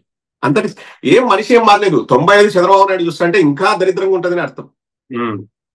95 చంద్రబాబు నాయుడు చూస్తారంటే రాష్ట్రం ఇంకా 95 కదా 65లోకి వెళ్ళినట్టు. బట్ ఈ అప్పులు, ఈ లెక్కలు, ఫ్యాక్ట్స్ చెప్పాల్సి వస్తేనే రీసెంట్ గా జరిగినటువంటి అసెంబ్లీ సమావేశాల్లో కూడా ఫుల్ బడ్జెట్ ప్రవేశపెట్టలేకపోవడానికి గల కారణం అంటారా? ఓట్ ఆన్ అకౌంట్ బడ్జెట్ ఏదో ప్రవేశపెట్టారు కదా. ఎంత హాస్యాస్పదం అంటే జూలై 2019లో బుగ్గన రాజేంద్రనాథ్ గారు ఫుల్ బడ్జెట్ ప్రవేశపెట్టారు. కేవలం ఖజానాలో 100 కోట్లు వదిలిపెట్టి పోతే ఫుల్ బడ్జెట్ ప్రవేశపెట్టారు. మనం ఖజానాలో 6,500 కోట్లు మనం వదిలాం లాస్ట్ లో. ఎట్లా జగన్మోహన్ రెడ్డి గారు ఎంత పారదర్శకంగా పరిపాలన చేశారంటే, పులివెందుల వాళ్ళకి 150 కోట్లు ఎంతో పెండింగ్ బిల్లులు రావాలని చెప్పేసి ఎలక్షన్స్ తర్వాత తెలిస్తే అవునా నాకు తెలియదు అన్నాడు. అంటే అందరినీ సమంగా చూసి చేశారు. ఖజానాలో ఒకవేళ కొంచెం అనుమానం ఉండే జగన్మోహన్ రెడ్డి గారు బిల్లులు ఫినిష్ చేసుకోవడం వాళ్ళకి అన్ని చేసేవాళ్ళు. కానీ ఖజానాలో 6,500 కోట్లు ఉన్నాయి చంద్రబాబు నాయుడు అధికారంలోకి వచ్చిన. మళ్ళా జూన్ 9వ తేదీ మనకు రాష్ట్రానికి రావాల్సిన నిధుల్ని కేంద్రం రిలీజ్ చేసింది. దాంతోనే జూలైలో పెన్షన్లు కానీ జీతాలు కానీ ఇవ్వగలిగాడు చంద్రబాబు నాయుడు. జగన్మోహన్ రెడ్డి గారు అధికారంలోకి వచ్చినప్పుడు కేవలం 100 కోట్లు ఉన్న జగన్మోహన్ రెడ్డి గారు ఫుల్ బడ్జెట్ ప్రవేశపెట్టారు. ఇప్పుడు వీళ్ళు ఫుల్ బడ్జెట్ ప్రవేశపెడితే అమ్మకు వందనానికి ఎంత బడ్జెట్ లో, ఫ్రీ బస్సుకి ఎంత బడ్జెట్ లో, లేకపోతే గ్యాస్ సిలిండర్లకు ఎంత బడ్జెట్ లో, నిరుద్యోగ భృతికి ఎంత ఇవ్వాలి బడ్జెట్ లో, 18 ఏళ్ళు దాటిన మహిళలకి మన ఫేవరెట్ ఉన్నాడు కదా నిమ్మల రామారాయుడు 15,000 వాళ్ళ కోసం ఎంత కేటాయించాలో చెప్పాలి కదా.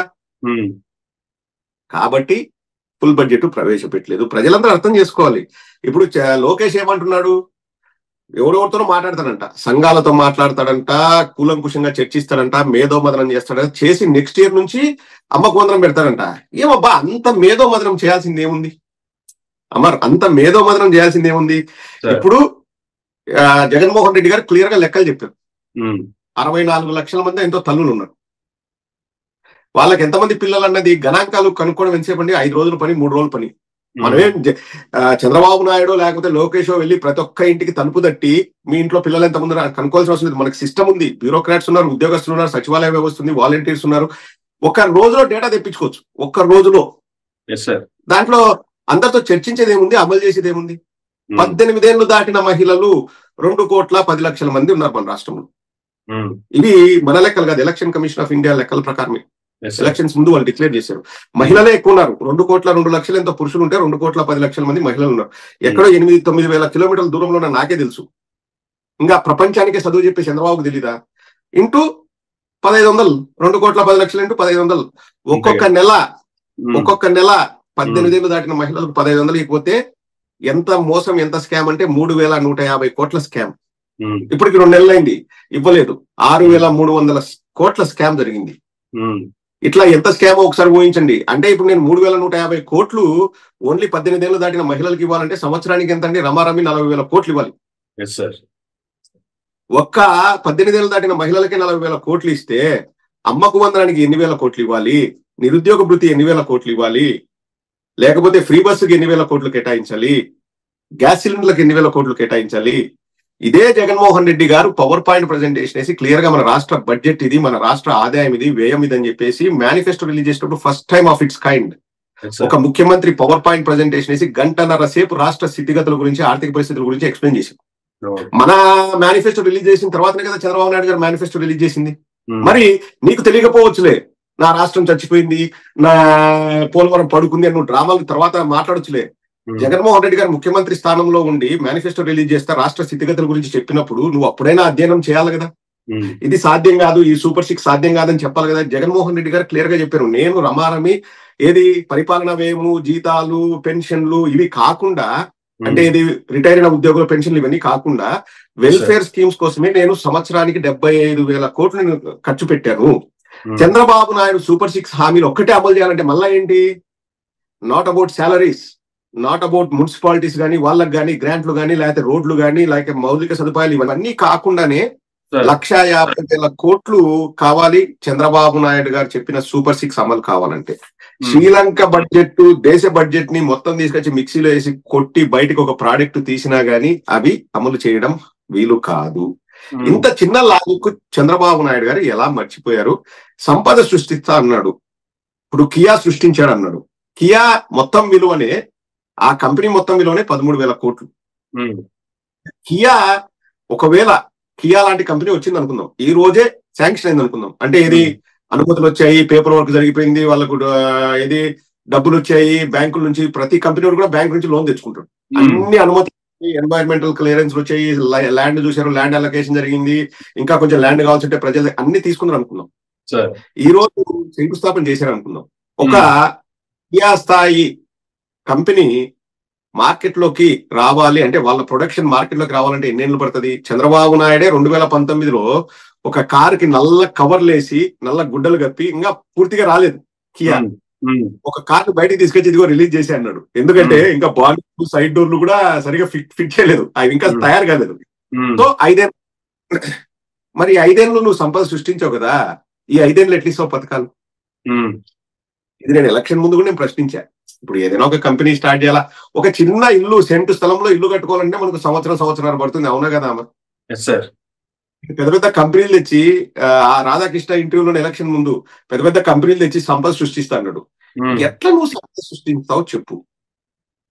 ఇప్పుడు 2 నెలలు అయింది, ఏం సంపద సృష్టించావు? 12,000 కోట్లు ఈడ అప్పు, 15,000 కోట్లు కేంద్రంలో వాళ్ళ బడ్జెట్ లో అప్పు తీసుకొచ్చి ఇస్తాం మీకు అని చెప్పారు. దాన్ని మళ్ళా బీజేపీ వాళ్ళు మసిపూసి మారేడుగా చేసి మరి రాష్ట్ర ప్రభుత్వం కట్టాల్సిన అవసరం లేదంటారు.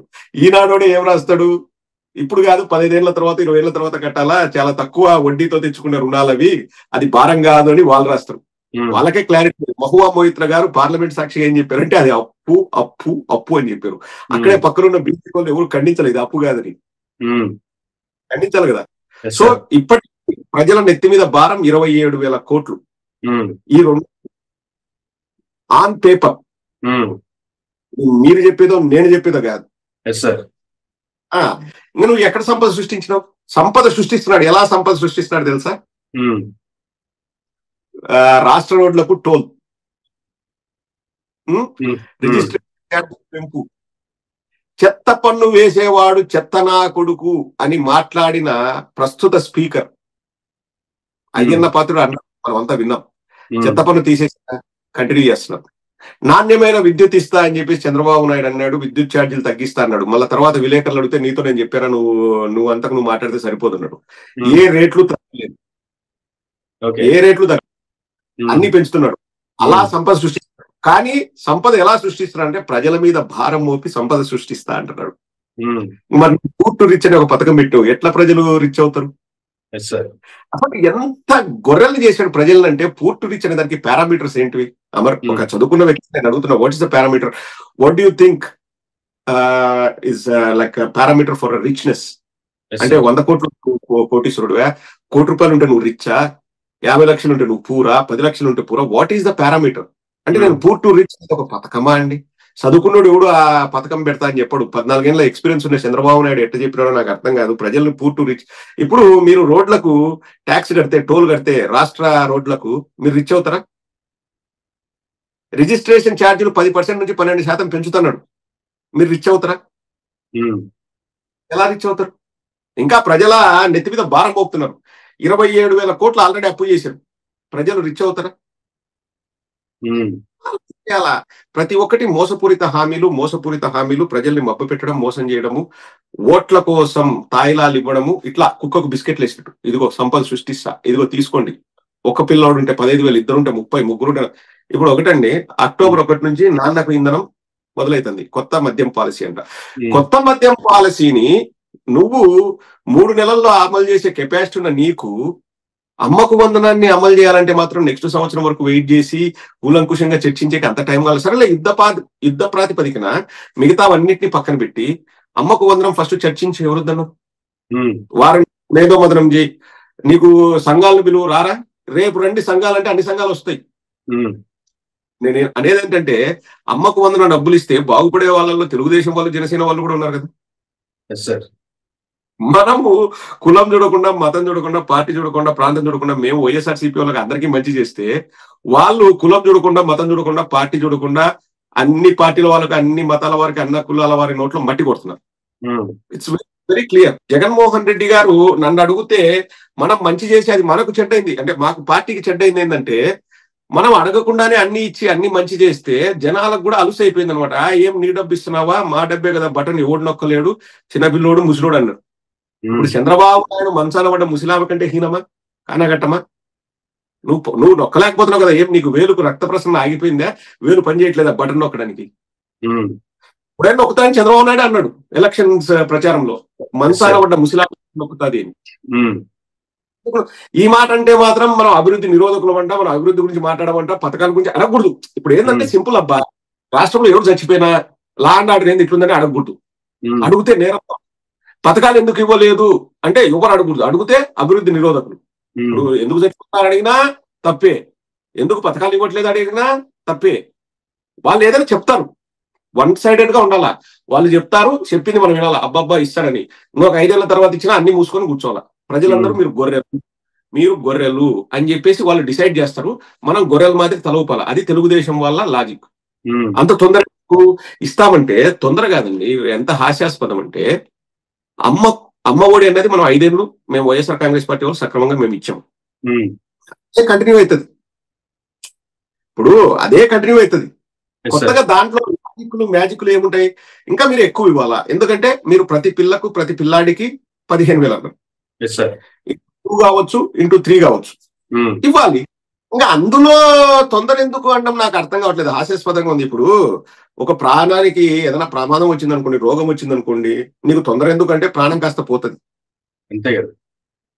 మనము ఆ సమయానికి కావాల్సింది మనం చేయాలి. ఇప్పుడు స్కూళ్ళు మొదలై అమ్మకు వందనం కావాలి, నువ్వు ఇస్తా అన్నావు, వాళ్ళేం అడగలేదు, నువ్వు ఇస్తా అన్నావు. ఇప్పుడు కాదు, ఇంకొక సంవత్సరం అంటే ఒక సంవత్సరం రోజులు పిల్లల్ని స్కూల్ పంపించకుండా ఆపుకోవాలన్నా? తొందర ఎందుకు అంటే ఇంకో సంవత్సరం పిల్లల్ని స్కూల్, ఖరీఫ్ సీజన్ స్టార్ట్ అయింది, ఇన్పుట్ సబ్సిడీనో లేకపోతే రైతుకి ఇస్తాను, రైతు భరోసా 20,000 ఇస్తా అన్నాడు. ఖరీఫ్ సీజన్ స్టార్ట్ అయింది, నువ్వు డబ్బులు ఇవ్వకపోతే ఈ సంవత్సరం రైతులు విత్తనాలు కొనలేక పంటలు వేసుకోలేకపోతే ఎన్ని రైతు ఆత్మహత్యలు జరుగుతాయి? మీకు తొందర ఎందుకు? నెక్స్ట్ సంవత్సరం వరకు వెయిట్ చేయండి అంటే రెక్కాడితే గాని డొక్కాడని చిన్న సన్నకారు రైతులు మన రాష్ట్రంలో 80% ఉన్నారు. మోతుబరి రైతులు ఎక్కువ భూములు ఉన్న వాళ్ళు ఓన్లీ 10% ఉంటారు. ఎకరా 2 ఎకరాలు 5 ఎకరాల లోపు ఉన్న వాళ్ళు మన రాష్ట్రంలో 80% రైతులు వాళ్ళే. అందరికీ నువ్వు సబ్సిడీ ఇవ్వకపోతే, లేకపోతే నువ్వు ఇస్తాన్న రైతు భరోసా ఇవ్వకపోతే వాళ్ళు ఎక్కడి నుంచి డబ్బులు తెచ్చి వాళ్ళు వ్యవసాయం చేస్తారు? వ్యవసాయం అయితే చేయాలా, ఎందుకంటే అదే వాళ్ళ జీవనాధారం. అప్పులు చేస్తారు, పొరపాటున పంట పండలేదనుకోండి ఆత్మహత్యలు. ఇప్పుడు తొందర ఎందుకు మీకు? వైఎస్ఆర్ కాంగ్రెస్ పార్టీకి తొందర ఎందుకు? సంవత్సరం ఆగండి, 2 ఏళ్ళు ఆగండి. ఏదో ఎక్కడో పేపర్ క్లిప్పింగ్ చూసా, ఇది T20 కాదు టెస్ట్ మ్యాచ్ అంట. నువ్వు ఆడతావు బట్ టెస్ట్ మ్యాచ్, నువ్వు ఎప్పుడైనా టెస్ట్ మ్యాచ్ ఆడతావు? ఆ లోపల ఇక్కడ ప్రాంతాయా? అంతే కదా. ఆలోచించాలి కదా. ఇప్పుడు నిరుద్యోగికి 3,000 ఇస్తాను, సరే అబ్బా నిరుద్యోగులు ఎంతమంది ఉన్నారు, గణాంకాలు తీయాలా, అది అనుకుందాం, ఓకే. ఎక్కడైనా వీళ్ళు ప్రామిస్ చేస్తున్నారా? ఇప్పుడు 2 ఏళ్ల తర్వాత అయినా గణాంకాలు వచ్చాయి, మేము దాన్ని బ్యాక్ డేట్ వేసి జూన్ 4, 2024 నుంచి ఇస్తామని ఎవరైనా అంటున్నారా? మాకు వందనం తర్వాత ఇస్తా అంటారు, బ్యాక్ డేట్ చేసి జూన్ 4, 2024 నుంచి ఇస్తామని ఎవరైనా అంటున్నారా? ఇప్పుడు 18 దాటిన మహిళలకు 1,500 జూన్ 4వ తేదీ. సరే నువ్వు గణాంకాలు తెచ్చుకో, చర్చించు, కమిటీలు వెయ్యి, లేకపోతే సంఘాలను పిలుచు, మేధోమదనం చేయి, కూర్చో, కూలంకుషంగా చర్చించి రాష్ట్రానికి మంచిది ఏదైతే ఓకే. కానీ జూన్ 4, 2024 నుంచి ఇస్తానేమన్నా చెప్తున్నారా? 5 ఏళ్ళు నీకు అధికారం ఇచ్చినప్పుడు 5 ఏళ్ళు నువ్వు చెప్పిన పథకాలు ఇవాళ సింపుల్ బ్యాక్ డేట్ వేసి ఇవాళ ఇస్తా అంటారా? కాలయాపన చేసేది ఎందుకంటే చేయాల్సిన దౌర్జన్యాలు, దొమ్మిలు, దోపిడీలు, ఇసుక దిబ్బలు, లేకపోతే ఎర్రమట్టి దిబ్బలు మొత్తం హాంఫర్ట్ ఫస్ట్ సంపాదించుకునేది వైఎస్ఆర్ కాంగ్రెస్ పార్టీ వాళ్ళని కొట్టి అది చేసి ఇది చేసి తెలుగుదేశం వాళ్ళు సంపాదించుకుంటారు. తర్వాత మనం సేమ్ పసుపు కుంకుమ ఇచ్చినాడు కదా 2019 ఎలక్షన్ ఉందో ఆ టైప్ లో తూతు మంత్రంగా ఏదైనా ఇద్దాం. ఎలాగో మనకు మీడియా ఉంది, వాళ్ళు వండి వారుస్తారు, మనల్ని హైలైట్ చేస్తారు, మనల్ని గొప్పోలని చేస్తారు. మనకు కొన్ని గజ్జిబట్టిన సంఘాలు కొన్ని ఉంటాయి, వాళ్ళ సపోర్ట్ ఉంది, మేము ఏదైనా మారేడుకాయ చేయగలం, మేము ఏదైనా చేయగలిగే సామర్థ్యం మాకుందనేది వాళ్ళకి విపరీతమైన కాన్ఫిడెన్స్. కానీ ప్రజలు ప్రతిసారి నమ్ముతారు అనుకుంటే పప్పులో కాలేసినట్టు కాదంటారా? ఇప్పుడు ఆల్రెడీ వాళ్ళకు తెలుసు, మరి అలవి గాని హామీలు ఇచ్చాము, దీన్ని ఎలా మనము డైవర్ట్ చేయాలన్న ప్లాన్ తోనే వాళ్ళు నడిపిస్తున్నారు ప్రభుత్వాన్ని. అంతకంటే ఒక బుక్కలో చెప్పాలంటే డబ్బులు లేవు, హామీల గురించి ప్రజలు మాట్లాడకూడదు, ఏం చేయాలి? Diversion politics. ఇప్పుడు 400 బస్సులు నిన్న రిలీజ్ చేశాయని చెప్తున్నారు. ఎంత హాస్యాస్పదం అంటే ద్వారకా తిరుమలరావు గారు ఇప్పుడు డీజీపీ, వారు ఆర్టీసీ ఎండీగా ఉన్నారు. 2023 మార్చి 7వ తేదీ వాళ్ళు అనౌన్స్ చేసింది కొత్తగా 2,600 బస్సులు మేము కొంటున్నామని చెప్పేసి వాళ్ళు అనౌన్స్ చేశారు. ఆ బస్సులు మనం ఆర్డర్ ఇచ్చిన తర్వాత అవి మ్యానుఫ్యాక్చర్ అవుతాయి. మ్యానుఫ్యాక్చర్ అవడానికి 6 నెలల సంవత్సరం టైం పడుతుంది. ఎలక్షన్ కోడ్ వచ్చింది. మన ప్రభుత్వ హయాంలో అంటే వైఎస్ఆర్ కాంగ్రెస్ పార్టీ హయాంలో బయటకు రావాల్సిన బస్సులు కాస్త ఎలక్షన్ కోడ్ వల్ల ఆగిపోతే ఇప్పుడు 400 బస్సులకు జెండాలు ఊపి మేము కొన్నాం అని చెప్పడం ఎంత సిగ్గుమాలిన చర్య అంటే, అందులో ₹1 కూడా ఖర్చు పెట్టలేదంట. ఆ తెలుగుదేశం వల్ల ట్విట్టర్ లో వాళ్ళు రాసుకుంది ఏంటంటే మౌలిక వసతులకు ₹1 కూడా ఖర్చు పెట్టలేదంట జగన్మోహన్ రెడ్డి గారు. ఎంత హాస్యాస్పదం. ఉద్దానం కిడ్నీ సమస్యను ఎవరు తీర్చారు? అక్కడ రీసెర్చ్ సెంటర్ హాస్పిటల్ ఎవరు కట్టారు? 16 మెడికల్ కాలేజీలు ఎవరు కట్టారు? 10 ఫిషింగ్ హార్బర్లు ఎవరు కట్టారు? 6 పోర్టులు ఎవరు కట్టారు? నాడు నేడు కింద స్కూల్స్ ను ఎవరు బాగు చేశారు? ప్రతి ఊరులో ఆర్బీకే సెంటర్లు, రైతు భరోసా కేంద్రాలు, అలాగే మన సచివాలయాలు, విలేజ్ క్లినిక్లు, ప్రతి ఊర్లో శాశ్వత బిల్డింగ్లు ఎవరు కట్టారు? ఇంతకు ముందు చెట్టు కింద కూర్చొని చదువుకునే వాళ్ళ పిల్లలు ఇప్పుడు స్కూల్లో స్థితిగతులు ఎట్లున్నాయి చూడండి. ఎవరు ఇవన్నీ మార్చారు? మౌలిక వసతులకు ₹1 కూడా ఖర్చు పెట్టలే అంటారు. ఇంకా ఏం చెప్పాలా మరి వీళ్ళని ఎట్లా మాట్లాడతారు అసలు? అంటే టీడీపీలో ఇంకొక టాక్ నడుస్తుంది సార్. ఇన్ని మీరమ్మా మంచి కార్యక్రమాలు చేసినటువంటి, ఇన్ని అభివృద్ధి కార్యక్రమాలు చేసినటువంటి, ఇన్ని సంక్షేమ కార్యక్రమాలు అమలు చేసినటువంటి ఏకైక ముఖ్యమంత్రిగా ఇప్పటికే స్వాతంత్రం వచ్చిన తర్వాత జగన్మోహన్ రెడ్డి గారి చరిత్రలో నిలిచిపోయేటువంటి కార్యక్రమాలు చేపట్టారు అనేటువంటిది ఒక వర్షన్ అయితే, ఇన్ని పనులు చేసినటువంటి జగన్మోహన్ రెడ్డినే 11 సీట్లకు పరిమితం చేసినటువంటి ఈ ప్రజలు ఇప్పుడు మనం సూపర్ 6 హామీలు నెరవేర్చినా లేదు ఇంకా సంపద సృష్టించి ఇంకా ఎక్కువ ఇచ్చినా కూడా రేపు మన పరిస్థితి కూడా ఇదే కదా, ఇవ్వాల్సిన అవసరం ఏముంది? ఒకవేళ ఇచ్చినా అదే పరిస్థితి, ఇవ్వకపోయినా అదే పరిస్థితి, అంతకాడికి ఇవ్వాల్సిన అవసరం ఏముంది అనేటువంటి టాక్ కూడా ఒకటి టీడీపీలో ఇంటర్నల్ గా చర్చ నడుస్తుంది అనేటువంటిది వస్తున్నటువంటి వార్తలు. దీన్ని ఎట్లా చూడాలి సార్ అసలు?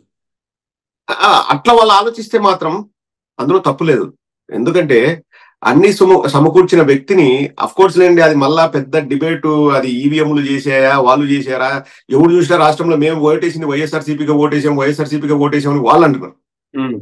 64% ఛార్జింగ్ ఉండేది, అంటే ఎలక్షన్ రోజు 64% ఛార్జింగ్ ఉంటే కౌంటింగ్ రోజు 99% ఛార్జింగ్ ఉందంటే ఒక ఈవీఎం మెషిన్ లో. ఎట్లా అవన్నీ కూడా తేలాల్సింది. బట్ ఒకటి వాళ్ళు ఆలోచించడంలో తప్పులేదు. ఎందుకంటే జగన్మోహన్ రెడ్డి గారిని మించి నేను ఇస్తా అని చెప్పాడు. ఎవరు? చంద్రబాబు నాయుడు ఎలక్షన్స్ కు వెళ్ళేటప్పుడు అమ్మఒడి ఒకరికి ఇస్తే నేను అందరికి ఇస్తా అంటే జగన్మోహన్ రెడ్డి గారిని మించి నేను ఇస్తా అన్నాడు. కాబట్టి జగన్మోహన్ రెడ్డి గారు అంత చేసినా గానీ జగన్మోహన్ రెడ్డి గారికి ఓటు వేయలేదు ప్రజలు అంటే ఇప్పుడు నేను ఇచ్చి ఏం లాభం వాళ్ళు ఆలోచించడంలో తప్పులేదు. అది ప్రజలకు అర్థమవుద్ది. ఇంకా మనం ఏం చెప్పాల్సిన అవసరం లేదు. ప్రజలు కూడా మనిషి అన్నవాడు ఆశాజీవి అండి. ఒక 3 గ్యాస్ సిలిండర్లు ఇస్తా అంటే సర్లే ఇస్తారని మహిళలు ఓట్లు వేసింటారు. 3 పిల్లలకి ఇస్తా అంటే మహిళలు ఓట్లు వేసింటారు. అండ్ ఆల్సో వాళ్ళకి ఏ విధంగా తీసుకెళ్లారంటే జగన్మోహన్ రెడ్డి గారి సొంత డబ్బు కాదు, బటన్ నొక్కుతున్నాడు, ప్రజల డబ్బే, మాది మాకే ఇస్తున్నాడు, జగన్మోహన్ రెడ్డిది కాదన్నట్లు వీళ్ళు బాగా ఎక్కించారు కదా. సో అది కూడా వాళ్ళకు అండర్ కరెంట్ గా వెళ్ళిపోయింది. అంటే ఇప్పుడు జగన్మోహన్ రెడ్డి గారు ఇచ్చారు, రేపొద్దున చంద్రబాబు నాయుడు గారు కూడా ఇస్తారు అనే విధంగా తీసుకెళ్లారు. ఓకే, ఇప్పుడు మనం పరిస్థితి చూస్తున్నాం. ఇంతకు ముందు ఏదైనా సమస్య ఉంటే అట్లా ఇట్లా తలకాయ తిప్పితే పల్లెల్లో ఉండే వాళ్ళకి వాలంటీర్ కనిపించేవాడు, వాలంటీర్లు వెళ్ళిపోయారు. ఇప్పుడు సచివాలయ వ్యవస్థ కూడా రద్దు చేస్తానని నేను ఎక్కడో ఏబిఎన్లోనే ఎక్కడో స్క్రోలింగ్ వస్తుంటే చూశాను. సో సచివాలయ వ్యవస్థ రద్దు చేస్తే మళ్ళీ ఎంఆర్ఓ ఆఫీసుల చుట్టూ వాళ్ళ చుట్టూ వీళ్ళ చుట్టూ పోవాలా? అక్కడ పని జరగాలంటే ప్రతి ఒక్కరి దగ్గర పసుపు బిల్లు ఉండదు. ఊర్లో ఒక నాయకుడు ఉంటాడు, పసుపు బిల్లు ఉన్నవాడు, వాడికి డబ్బులు ఇవ్వాలా, నీకు పనులు జరగాలంటే కమిషన్లు ఇవ్వాలా. ఇంకా అదంతా అంటే ఒకట్లేండి. జనాల పాయింట్ ఆఫ్ వ్యూలో కూడా ఆలోచిస్తే మార్పు తెస్తామంటే జనాలకు నచ్చలేదు, వాస్తవంగా జనాలకు నచ్చలేదు. ఇప్పుడు పేకాట క్లబ్బులు జగన్మోహన్ రెడ్డి గారు బంద్ చేశారు. ఇప్పుడు ఏ ఊర్లోకి వెళ్ళినా, ఏ గ్రామంలోకి వెళ్ళినా, ఏ తోటలోకి వెళ్ళినా పేకాట క్లబ్బులు నడుస్తున్నాయంట విచ్చలవిడిగా. ప్రజలకు అదే కావాలి. ₹300 కదా, ₹500 పెట్టి సినిమా చూడండి రా అని చెప్పాలా? ప్రజలకు అదే కావాలా? మా హీరో సినిమా ఇన్ని కలెక్షన్స్ చేసాయి, ఇన్ని కోట్లు కలెక్ట్ చేసింది, వాడు డబ్బులు పెట్టి పోతా అంటున్నాడు. మనం వద్దురా మీకోసం ఆలోచిస్తున్నాం అంటే అది ప్రజలకు తప్పైపోయింది. సో వాళ్ళు అడిగిందే ఇవ్వాలా.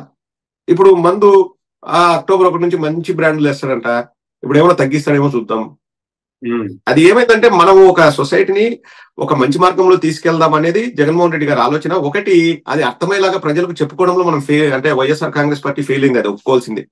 నా ఆలోచన విధానం ఇది, నేను ఇలా చేస్తున్నాను, దాన్నే హైలైట్ చేసి చెప్పుకుంటా పోయిందంటే పరిస్థితి వేరుగా ఉండేది.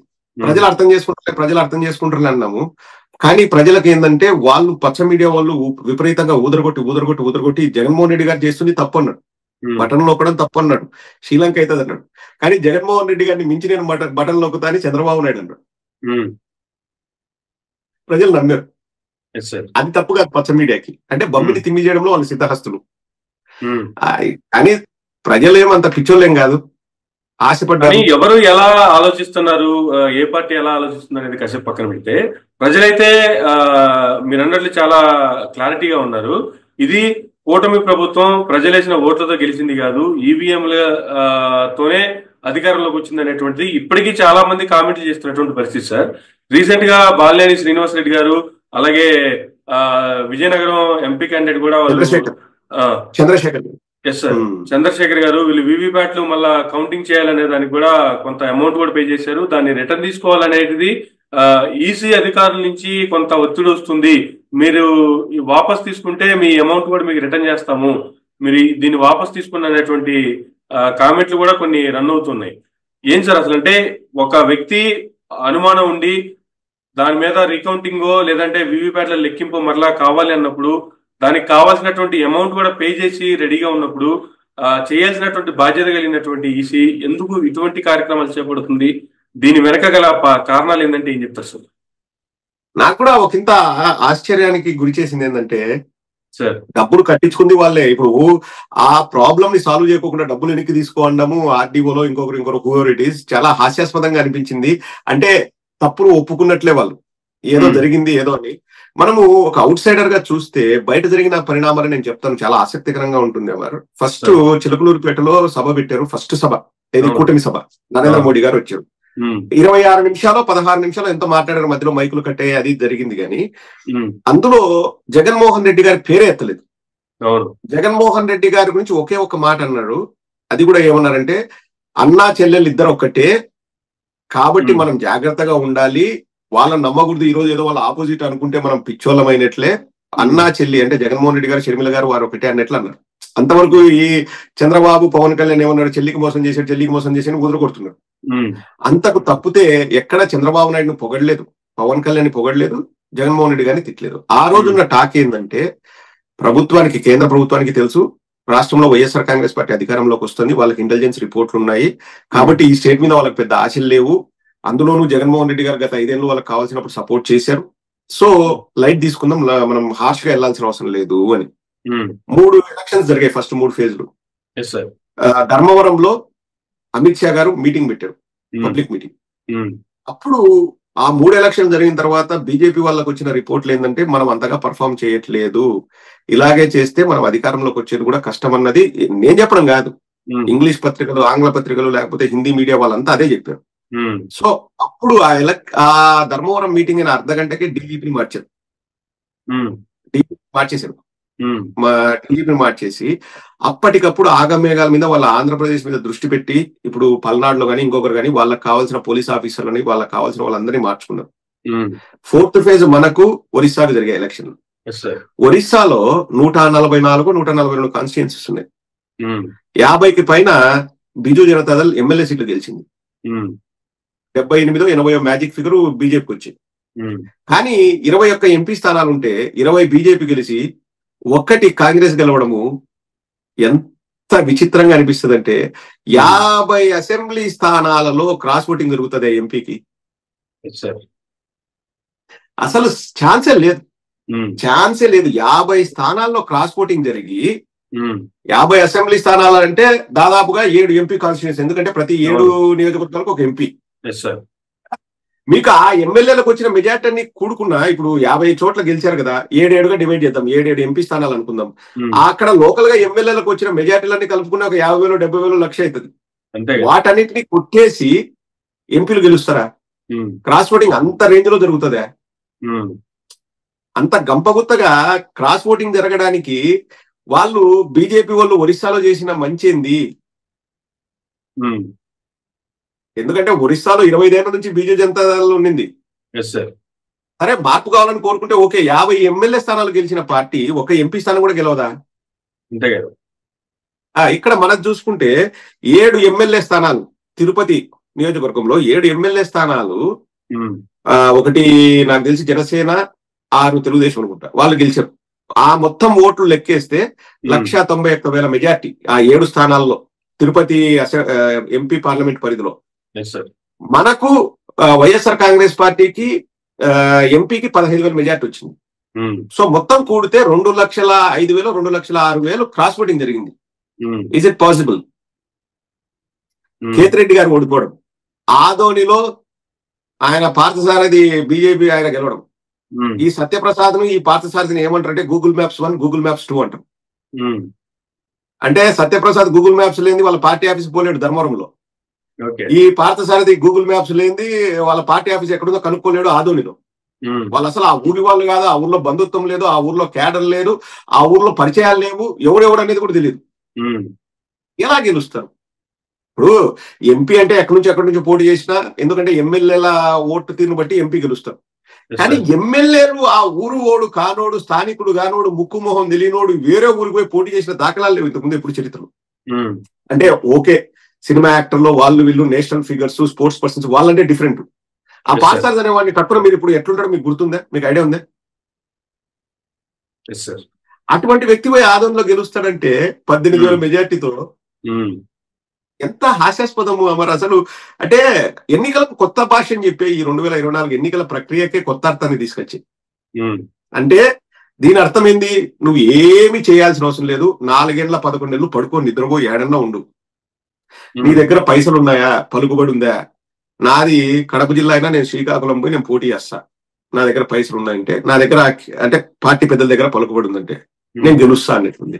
అంటే స్థానిక సమస్యలు ఏంటివి, అక్కడ ఉన్న ప్రాబ్లమ్స్ మనం ఐడెంటిఫై చేయాలన్నా, అక్కడ మన క్యాడర్ ఉందా, అక్కడ సంస్థాగతంగా మనం బలంగా ఉన్నామా లేదా, విలేజెస్ లో ఏం జరుగుతున్నాయి, ఒక విలేజ్ లో వాటర్ ప్రాబ్లం ఉండొచ్చు, ఒక విలేజ్ లో రోడ్డు ప్రాబ్లం ఉండొచ్చు, ఒక విలేజ్ లో స్కూల్ ప్రాబ్లం ఉండొచ్చు, వాటిని మనం అవగతం చేసుకోవాలా, రాజకీయాల మీద అవగాహన పెంచుకోవాలి. ఇదేం అవసరం లే, 20 రోజుల ముందు సీటు తెచ్చుకోవడం ముఖ్యం, వాళ్ళతో మంచిగా ఉండాలి, పెద్దోళ్ళతో సీటు తెచ్చుకోవడం ముఖ్యం. ఏదో ఒకటి లక్కీ డిప్పేసి 175 నియోజకవర్గంలో ఏ నియోజకవర్గం దొరికితే పో గెలువు అన్నట్లుంది. ఎంత హాస్యాస్పదం అంటే, అంటే ప్రజాస్వామ్యానికే మాయని మచ్చ ఇటువంటి సంఘటనలు. మా ఊర్లో నాకు సమస్యలు తెలుస్తాయి, శ్రీకాకుళం సమస్యలు నాకేం, లేకపోతే వైజాగ్ లో సమస్యలు నాకేం తెలుస్తాయి? ఎంపీగా పోటీ చేయొచ్చు, ఎందుకంటే ఎమ్మెల్యేలు వాళ్ళు ఉంటారు కాబట్టి, ఎమ్మెల్యేలే ఎక్కువ దృష్టి పెడతారు, లోకల్ గా క్యాడర్ ఉంటుంది, అన్ని ఉంటుంది కాబట్టి ఎంపీ అనేవాడు పోయి ఎక్కడి నుంచి ఎక్కడి నుంచి చేస్తారు, అది మామూలుగా చూసాం మనం. కానీ ఎమ్మెల్యే అనేవాడు అసలు ఊరు పేరు లేనివాడు, బంధుత్వం లేనివాడు, ఆ పార్సారథి అనేవాడు పోయి ఆదోన్లో పోటీ చేసి గెలవడం అన్నది ఇట్స్ ఎ మిరాకిల్. నాకు తెలిసి అటువంటివి మళ్ళీ జరగవు. ఓన్లీ అటువంటివి జరిగినప్పుడు మనకు అనుమానాలు ఎక్కడొస్తాయంటే ప్రజల మీద కాదు, మెషిన్ల మీద మనకు అనుమానం వస్తుంది ఏదో జరిగింది అని. 20 లక్షల ఈవీఎం మెషిన్లు ఎక్కడికి పోయాయని చెప్పేసి ఉండవల్లి అరుణ్ కుమార్ గారు కూడా అడిగారు. అవి ఏమంటే ప్రాబ్లం ఎక్కడొస్తుందంటే, ఇప్పుడు ఈవీఎంలు ట్యాంపరింగ్ జరిగినా, ఒకవేళ నిజంగా జరిగినా ఎలక్షన్ కమిషన్ ఒప్పుకోదు. ఎలక్షన్ కమిషన్ ఒప్పుకుందంటే ఎలక్షన్ కమిషన్ తప్పు చేసేట్లే కదా, వాళ్ళు ఒప్పుకోరు, ఇంకా దానికి సమాధానమే రాదు. బట్ ప్రజల్లో చర్చ జరిగి ఒక ఉద్యమం లాంటిది వస్తే, ఇప్పుడు 2019 చంద్రబాబు నాయుడు కాళ్ళకు బల్పాలు కట్టుకుని ఈవీఎం లో మోసం జరిగింది, దారిన పోయేవాడు కూడా ఇప్పుడు అడుగుతాను, నువ్వు డబ్బులు ఇస్తే నేను ఈవీఎం ట్యాంపర్ చేసి నీకు గెలిపిస్తాని అన్నాడు, రోడ్డు మీద పోయేవాడు అన్నాడని చెప్పేసి ప్రెస్ మీట్ లో చెప్పాడు చంద్రబాబు నాయుడు స్వయంగా. నా దగ్గర ఆ వీడియో ఉంది. మరి ఆ రోడ్డు మీద పోయేవాడు ఎవడు బయటకు చెప్పాలి కదా చంద్రబాబు నాయుడు. 2019లో నీకు అనుమానం వచ్చింది, రోడ్డు మీద పోయేవాడు చేస్తున్నాడు అన్నప్పుడు నువ్వు 2024లో ఎట్లా నువ్వు ఒప్పుకుంటున్నావు దాన్ని జరగలేదు అని? అంతే కదా, నువ్వు కూడా గొంతు కలపాలి కదా. అఖిలేష్ యాదవ్ దాంట్లో మంచి మాటలు అన్నాడు. వాళ్ళకి ఇప్పుడు 35-40 ఎంపీ సీట్లు వచ్చాయి యూపీలో. నాకు 75కు 72 ఉన్నాయి ఎంపీ స్థానాలు ఉత్తరప్రదేశ్ లో. 72కు 72 నేను గెలిచినా నేను ఈవీఎంలను నేను ఒప్పుకోను, పేపర్ బ్యాలెట్ కి వెళ్తాను. అది మాట మీద నిలబడ్డాం. చంద్రబాబు నాయుడు 2019 ఎలక్షన్లు అయిపోతున్నా ఈవీఎం అని కాళ్ళకు బలపాలు కట్టుకుని ఇప్పుడు అసలు దానికి అది సమస్య కాదు అన్నట్లు. అంటే ఈవీఎం లేవు ఇప్పుడు బాగా పనిచేస్తున్నాయా? నీకు అనుకూలంగా పనిచేస్తే ఒక రకంగా, నీకు వ్యతిరేకంగా పనిచేస్తే ఇంకో రకంగా చర్చ పెడదాం, దాంట్లో నిజాలు నీకు తెలుద్దాం. వాపస్ తీసుకోవడం ఎందుకు? ఇప్పుడు నీకు కంప్లైంట్ ఇచ్చి డబ్బులు కట్టి వాపస్ తీసుకోవడం అన్నావు, అక్కడే తెలిసిపోతుంది డొల్లతనం. ఈ అంశం ఎంతవరకు ముందుకెళ్లే అవకాశం ఉంది? దీంట్లో ఏమాత్రం అవకతవకలు బయటపడ్డాయని తెలిస్తే మిగిలినటువంటి ఓడిపోయిన ఎమ్మెల్యే అభ్యర్థులందరూ కూడా ఇదే తరహాలో మరలా కౌంటింగ్ వెళ్ళే అవకాశం ఉందంటారా? ఉంటే అది ఎంతవరకు వర్కౌట్ అవుతుందంటే ఏం చెప్తారు? నేను కేతిరెడ్డి గారితో మాట్లాడాను, కేతిరెడ్డి వెంకటరామరెడ్డి గారితో మాట్లాడితే ఆయన చెప్పడం నాకు డీటెయిల్స్ తెలియదు, కానీ ఫామ్ 20 అని ఉంటుందంట ఎక్కడ మన ఎలక్షన్ కమిషన్ వెబ్సైట్ లో. ప్రతి స్టేట్ కి ఒక ఫామ్ 20 ఏదో ఉంటుంది. మన స్టేట్ కి ఇంకా రిలీజ్ అవ్వలేదు అన్నారు. అండ్ ఆ ఫామ్ 20 రిలీజ్ అయితే ఎగ్జాక్ట్ ఓట్లు ఏంటి అనేది తెలుస్తుందని ఏదో సంథింగ్ ఆ విధంగా చెప్పారు. బట్ ఏం జరిగినా మరి నాకు ఉన్న అనుభవంతో నేను చెప్తున్నాను కదా, ఏం మార్పు అయితే ఉండదు. అంటే ఏది గత ఎలక్షన్ కి సంబంధించి ఏదైనా కాంక్రీట్ ఎవిడెన్స్ దొరికి సుప్రీంకోర్టుకు వెళ్ళి సుప్రీంకోర్టులో వాదనలు విని తర్వాత నిర్ణయం తీసుకున్నా గానీ ఆ లోపల పుణ్యకాలం కాస్త అయిపోతుంది. నెక్స్ట్ 5 ఏళ్ళు వస్తాయి. ఇప్పుడు మనం ఎలక్షన్ కమిషన్ తప్పు చేసిందని మనం ఏదైనా ఫిర్యాదు చేస్తే మేము తప్పు చేయలేదని వాళ్ళంటే నెక్స్ట్ మనం కోర్టును ఆశ్రయించాలి. అది ఒక ప్రొసీజర్. కోర్టును ఆశ్రయించిన తర్వాత మనం భయంకరమైన ఎవిడెన్స్ ఉంది మా దగ్గర అని నిరూపించి అక్కడ వాదనలు ప్రతివాదనలు విని లేదు మేము ఎవిడెన్స్ చేస్తామని ఎలక్షన్ కమిషన్ తరపున న్యాయవాదో ప్రభుత్వం తరపున వాళ్ళు వాదిస్తారు. సో ఆ వాదనలు జరుగుతా పోతాయి. ఆ లోపల నెక్స్ట్ 29 ఎలక్షన్లు వస్తాయి. కానీ ఇక్కడ ప్రజల్లో చర్చ వస్తే మాత్రం దాన్ని బలంగా తీసుకెళ్లగలం. ప్రజలు గట్టిగా ఉంటే నెక్స్ట్ టైం అయినా ఈవీఎంలు కాకుండా బ్యాలెట్ పేపర్లతో ఓటింగ్లు జరగాల అనేది. ఇప్పుడు నేను యూకేలో ఉంటా, యూకేలో ఇప్పటికీ బ్యాలెట్ పేపర్లే వాడతారు, ఈవీఎంలు కాదు. మేము బ్యాలెట్ పేపర్ లోనే ఓటేస్తాం అండ్ ఈవీఎంలు అనే ప్రసక్తే లేదు. ఎక్కడ డెవలప్డ్ కంట్రీస్ లో, అమెరికాలో కూడా ఈవీఎంలు కాదు, బ్యాలెట్ పేపరే. సో ఆ చర్చ ప్రజల్లో బలంగా వచ్చినప్పుడు అండ్ ఇది జరిగింది అనేది ప్రజల్లో చర్చ జరిగినప్పుడు మార్పు వస్తుంది. తప్పితే ఇప్పటికిప్పుడు వేరే నాయకులు వెళ్ళి చేస్తారా, ఇంకొకరు చేస్తారంటే చేసినా గానీ వాళ్ళు ఎలక్షన్ కమిషన్ వాళ్ళు మేము చేయలేదని అంటారు. అంటే మనం ఇక్కడ మళ్ళీ ఎలక్షన్ కమిషన్ తప్పుపట్టినట్టు కాదు, ఎవరైనా కానీ మేము కరెక్ట్ గా చేసేసాము అని వాళ్ళు అంటున్నారు. సో ఇంకొక ఛాన్స్ అయితే ఉంది బయటపడడానికి. ఎవడన్నా తాగి కొట్లాడి గొడవబడి ఈ డబ్బులు ట్రాన్సాక్షన్ చేసుకుంటారు కదా, ఒకవేళ జరిగింటే డబ్బులు ఏంటి ఏ పని జరగదు. మోసాలు జరిగేటప్పుడు పర్టికులర్ గా డబ్బులు వేల కోట్లలోనే డీలింగ్ జరుగుతాయి. ఒకవేళ ఇటువంటి జరిగింటే వాళ్ళకు గొడవలు జరిగి వాడు బయటకు వచ్చి అప్రూవర్ గా మాడి వాడు బయటకు చెప్తే తప్ప ఈ బయటపడే అవకాశాలు చాలా తక్కువ. ఎందుకంటే ప్రతిదానికి ఒక కారణంతో బయటకు వస్తారు. ఇప్పుడు చూడండి, ఇప్పుడు 25వ తేదీ ఇప్పుడు మనము పిన్నెల్లి గారు కానీ బెల్లాన చంద్రశేఖర్ గారు కానీ వాళ్ళు పెట్టిన ఆ కంప్లైంట్లకి ఏదో యాక్షన్ తీసుకుంటారంట, అంటే అనుమానాల్ని నివృత్తి చేస్తారంట. అప్పుడు కూడా ఏం చేస్తారు, అవి ఏం జరగలేదు, ఇది పొరపాటు అది పొరపాటు అని ఏదో ఒకటి చెప్తారు అంతే. బట్ దానివల్ల ఉపయోగం ఏంటంటే కనీసం కంప్లైంట్ ఇవ్వడం వల్ల ఇప్పుడు ఎంతో 5 లక్షలు 10 లక్షలు ఖర్చు పెట్టుకుని కంప్లైంట్లు ఇచ్చారు. మన కావాల్సినటువంటి మినిమం నియోజకవర్గానికి ఎంత, ఈవీఎం కి ఎంత అమౌంట్ ఉంటుంది, అమౌంట్ అయితే పే చేయాలి కదా కంపల్సరీ. చేశారు కాబట్టి కనీసం దాని వల్ల ఏం రా ఉపయోగం డబ్బులు పోగొట్టుకున్నందుకు అంటే ప్రజల్లో ఒక చర్చ అయితే నడుస్తుంది. 100% ప్రజల్లో చర్చ అయితే నడుస్తుంది. నేను గమనిస్తున్నాను, ఈవీఎంల మీద ఏదైనా చర్చ వచ్చినప్పుడు ప్రజలు బాగా స్పందిస్తున్నారు. ఎందుకంటే ప్రజల్లో కూడా ఒక రకమైన అసంతృప్తి ఉంది. మేము ఓటేస్తే ఇంత దారుణంగా రిజల్ట్ రావడం ఏందనేది ప్రజల్లో కూడా బలమైన అనుమానాలు ఉన్నాయి. ప్రజల్లో కూడా ఆ డౌట్ అయితే వారి బుర్రని ఏమంటారు దహించి వేస్తున్నాయి. సో వాళ్ళకు కూడా తెలుసుకోవాలన్న కుతూహలం ఉంది. ప్రజల్లో ఖచ్చితంగా ఇది చర్చ ఉంటది అండ్ మరింత బలంగా తీసుకెళ్లాల్సిన అవసరం ఉంది. మేధావుల్ని, ఆంధ్రప్రదేశ్ ఉన్న మేధావుల్ని, విద్యావంతుల్ని, ప్రజాస్వామ్యం పైన గౌరవం ఉన్న వాళ్ళని, ప్రజాస్వామ్యాన్ని పరిరక్షించుకోవాలన్న తపన ఉన్న వాళ్ళకి నేను చెప్పేది ఏంటంటే దయచేసి మీరందరూ కూడా గొంతు కలపండి. ఇది టీడీపీ పైన, జనసేన పైన, బీజేపీ పైన పోరాటం కాదండి, ప్రజాస్వామ్య పరిరక్షణ కోసం జరుగుతున్న పోరాటం. ఇప్పుడు ఒక మనిషి తయారు చేసిన మిషన్ ను మనిషి మ్యానిపులేట్ చేయగలడు. రోబో తయారు చేసినోడికి రోబో ఎట్లా పనిచేస్తో తెలుసు, దాన్ని రాంగ్ గా పనిచేయించడం కూడా వాడికి తెలిసింటది. ఎందుకంటే ప్రతి దానికి కూడా ఇప్పుడు R&Dలో గానీ ఇంకోటి గానీ ఒక కొత్త మెషిన్ వచ్చినప్పుడు ఫస్ట్ మనం లోపాలను ఎట్లా సరి చేయాలని చూస్తాం. ప్రతి దానికి లోపాలు ఉంటాయి. నువ్వు లోపాలను సరి చేస్తే ఇంకోసారి లోపాలు రావు. సో ప్లాన్ బి అనేది ఉంటది, ప్లాన్ సి అనేది ఉంటది, ప్లాన్ డి అనేది ఉంటది. తయారు చేసినోడికి దాన్ని తారుమారు చేయడం మనకి పెద్ద పని కాదు. ఆ లెవెల్లో మోసం జరిగిందా అన్నది కూడా ఆలోచన చేయాలి. ఇప్పుడు ప్రస్తుతానికైతే మన దగ్గర ఆధారాలు లేవు, ఉన్న వాటి గురించి మనం జరిగిన దాని గురించి మాట్లాడుతున్నాం కాబట్టి వీడు తప్పు వీడు రైట్ అని చెప్పడానికి మనకు ఆస్కారం లేదు. బట్ తొందరలోనే ఆ విషయం అయితే బయటకు వస్తుందన్న ఆశాభావం అయితే నాకుంది. అండ్ ప్రజల్లో చర్చ జరిగితే ఇటువంటివి ఇంకా తొందరగా బయటకు వచ్చే అవకాశం ఉంటుంది. సార్ రీసెంట్ గా అంటే కూడా ఒక 3 days బ్యాకే మీరు పెట్టినటువంటి ఒక పోస్ట్ చూస్తే కూడా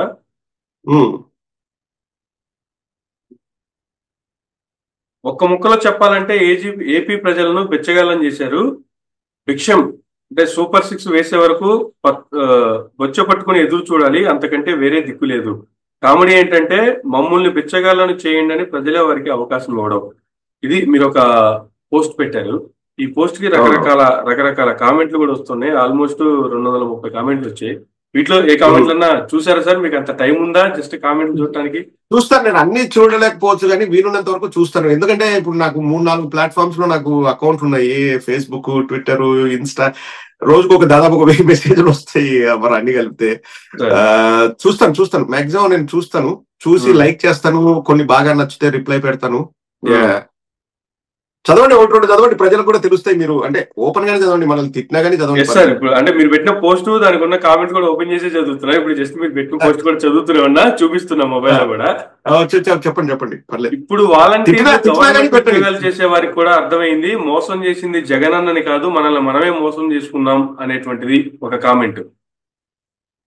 ప్రజలు ఏం తప్పు చేయలేదు బ్రదర్, అది గుర్తుపెట్టుకోండి. ఇక్కడ జరిగింది ఈవీఎంల ట్యాంపరింగ్, అంతవరకే. ఆ గోల్మాల్ గురించి అందరికీ అర్థం కావట్లేదు. దయచేసి ప్రజల్ని తప్పుగా అర్థం చేసుకోకండి. ఇది ఇంకొక అతను పెట్టినటువంటి కామెంట్. ట్రూ అన్న, పేదవాడు బాగుండేవాడు జగనన్న టైంలో, చంద్రబాబు వచ్చాక ఎవరూ బాగోలేదు, రాష్ట్రానికి అన్యాయం జరుగుతుంది. ఇట్లా దాదాపుగా ఏపీ ప్రజలు శాంతి కోరుకునేవారు అనేది పాత మాట. ప్రజలలో చాలా మార్పు వచ్చింది. కారణం తప్పుడు మీడియా. రక్తపాతానికి గుర్తు ఎరుపు. అలాంటి ఎర్ర పుస్తకం చూపించి అందరినీ వేస్తామని బహిరంగంగా చెప్పిన వాళ్ళని ఓడిస్తారు అనుకుంటాం, కానీ వాళ్ళనే గెలిపించి మేమే హింసనే చూడాలనుకుంటున్నామని పర్మిషన్ ఇచ్చారు ఏపీ ప్రజలు. ఇలా రకరకాల కామెంట్లు వస్తూ ఉన్నాయి. ఈ కామెంట్లు విన్నప్పుడు వీటికి మీరు ఇచ్చేటువంటి సమాధానం కావచ్చు, లేదు మీకు వచ్చినటువంటి కామెంట్లకి మీరు చెప్పే వివరణ కావచ్చు, ఏంటంటే 80% అండి, లైక్ 80 కాదు 95% వాళ్ళు చెప్పిన మాటలతో నేను ఏకీభవిస్తాను. ఇప్పుడు ఆ వ్యక్తి ఒకడు అన్నాడు చూడండి, మీరు ప్రజలు తప్పు పట్టొద్దండి ఈవీఎంలది అదే అంటే, నేను 100% నేను అంగీకరించాలి, తప్పదు. ఎందుకంటే ఒక సామాన్యుడికి కలిగిన అనుమానం అది. కొందరు ఏమనుకుంటున్నారంటే, ఇప్పుడు ఎర్ర పుస్తకం చూపిస్తే మనుషులు మారారు అంటే, రక్తం ఎర్ర పుస్తకం ఎరుపు దేనికి సూచిక? రక్తానికి. సో రక్తం ఏర్లై పారుతుంది అనేది చెప్పకనే చెప్పారు. చాలా వాల్యుబుల్ మెసేజెస్ అండి. మీరు చదువుతుంటే, నేను చదవడానికంటే కూడా మీరు చెప్తుంటే వింటుంటే ఇంకా నాకు ఎఫెక్టివ్ గా అనిపిస్తుంది. అది వాస్తవాలండి, ఎందుకంటే అవి ప్రజల గుండెల నుంచి వచ్చేటివి. వాళ్ళు ఏమి రాద్దామన్నది కాదు, మనం ఏదైనా చెప్పినా ఒక మాట్లాడినా స్పందించి వాళ్ళు రాస్తారు. సో దానికి చాలా శాంక్టిటీ ఉంటది, అర్థం పరమార్థం ఉంటాయి. ఇప్పుడు ఆయన అనింది ఏంది, నేనేమన్నాను లాస్ట్ లో, ప్రజలే మమ్మల్ని బిచ్చగా చేయండి అని వాళ్ళకి అవకాశం ఇచ్చినట్టు. అది ఏ ఉద్దేశంతో అన్నానంటే, ఇప్పుడు నెక్స్ట్ 5 ఏళ్ల తర్వాత ఇచ్చినా మనం హెల్ప్లెస్ అండి, మనం ఏం చేయగలం? ఈ రోజు నుంచి ఇవ్వాలి, జూన్ 4, 2024 నుంచి ఇవ్వాలి, జూన్ 4, 2028 ఇస్తానే మనకు దిక్కులేని పరిస్థితి. మనం అంటే లిటరల్ గా అది వాడుక భాషలో ఏంటంటే ఇంకా బొచ్చ పట్టుకొని వెయిట్ చేయాలి. ఎందుకంటే మనం ప్రశ్నించినా, మనం ఎప్పుడు ప్రశ్నించగలం? ఓటేసేటప్పుడే ప్రశ్నించగలం. నేను అందుకనే చెప్పేది, నేను ఇంతకుముందు 3-4 ఏళ్ళ నుంచి వీడియోలు చేసినా, నేను ఏ రోజు కూడా వైఎస్ఆర్సీపీకి ఓటేయండి అని చెప్పలే. మంచి ఆలోచన చేసి, ఏది మంచి అని ఆలోచన చేసి ఓటేయండి. ఇక్కడ క్రెడిబిలిటీ అనేది చాలా ఇంపార్టెంట్. Credibility matters. ఆ నాయకుడికి క్రెడిబిలిటీ ఉందా లేదా, చెప్పినవి చేస్తాడా లేదా, ఆలోచించి వేయండి అని చెప్పా. ఈవీఎం గోల్మాల ప్రజల ఆలోచనలో మార్పు వచ్చిందా, తాయిలాలకు ప్రలోభాలకు వారు లొంగిపోయారా అన్నది మన కామెంట్ చూస్తే డిఫరెంట్ కామెంట్స్ వస్తాయి. దాంట్లోనే మనకు అర్థమవుతుందండి. అంటే people are biased. Outright గా ఎస్ తెలుగుదేశం రావాలని ఎవ్వరూ ఆలోచించలేదు.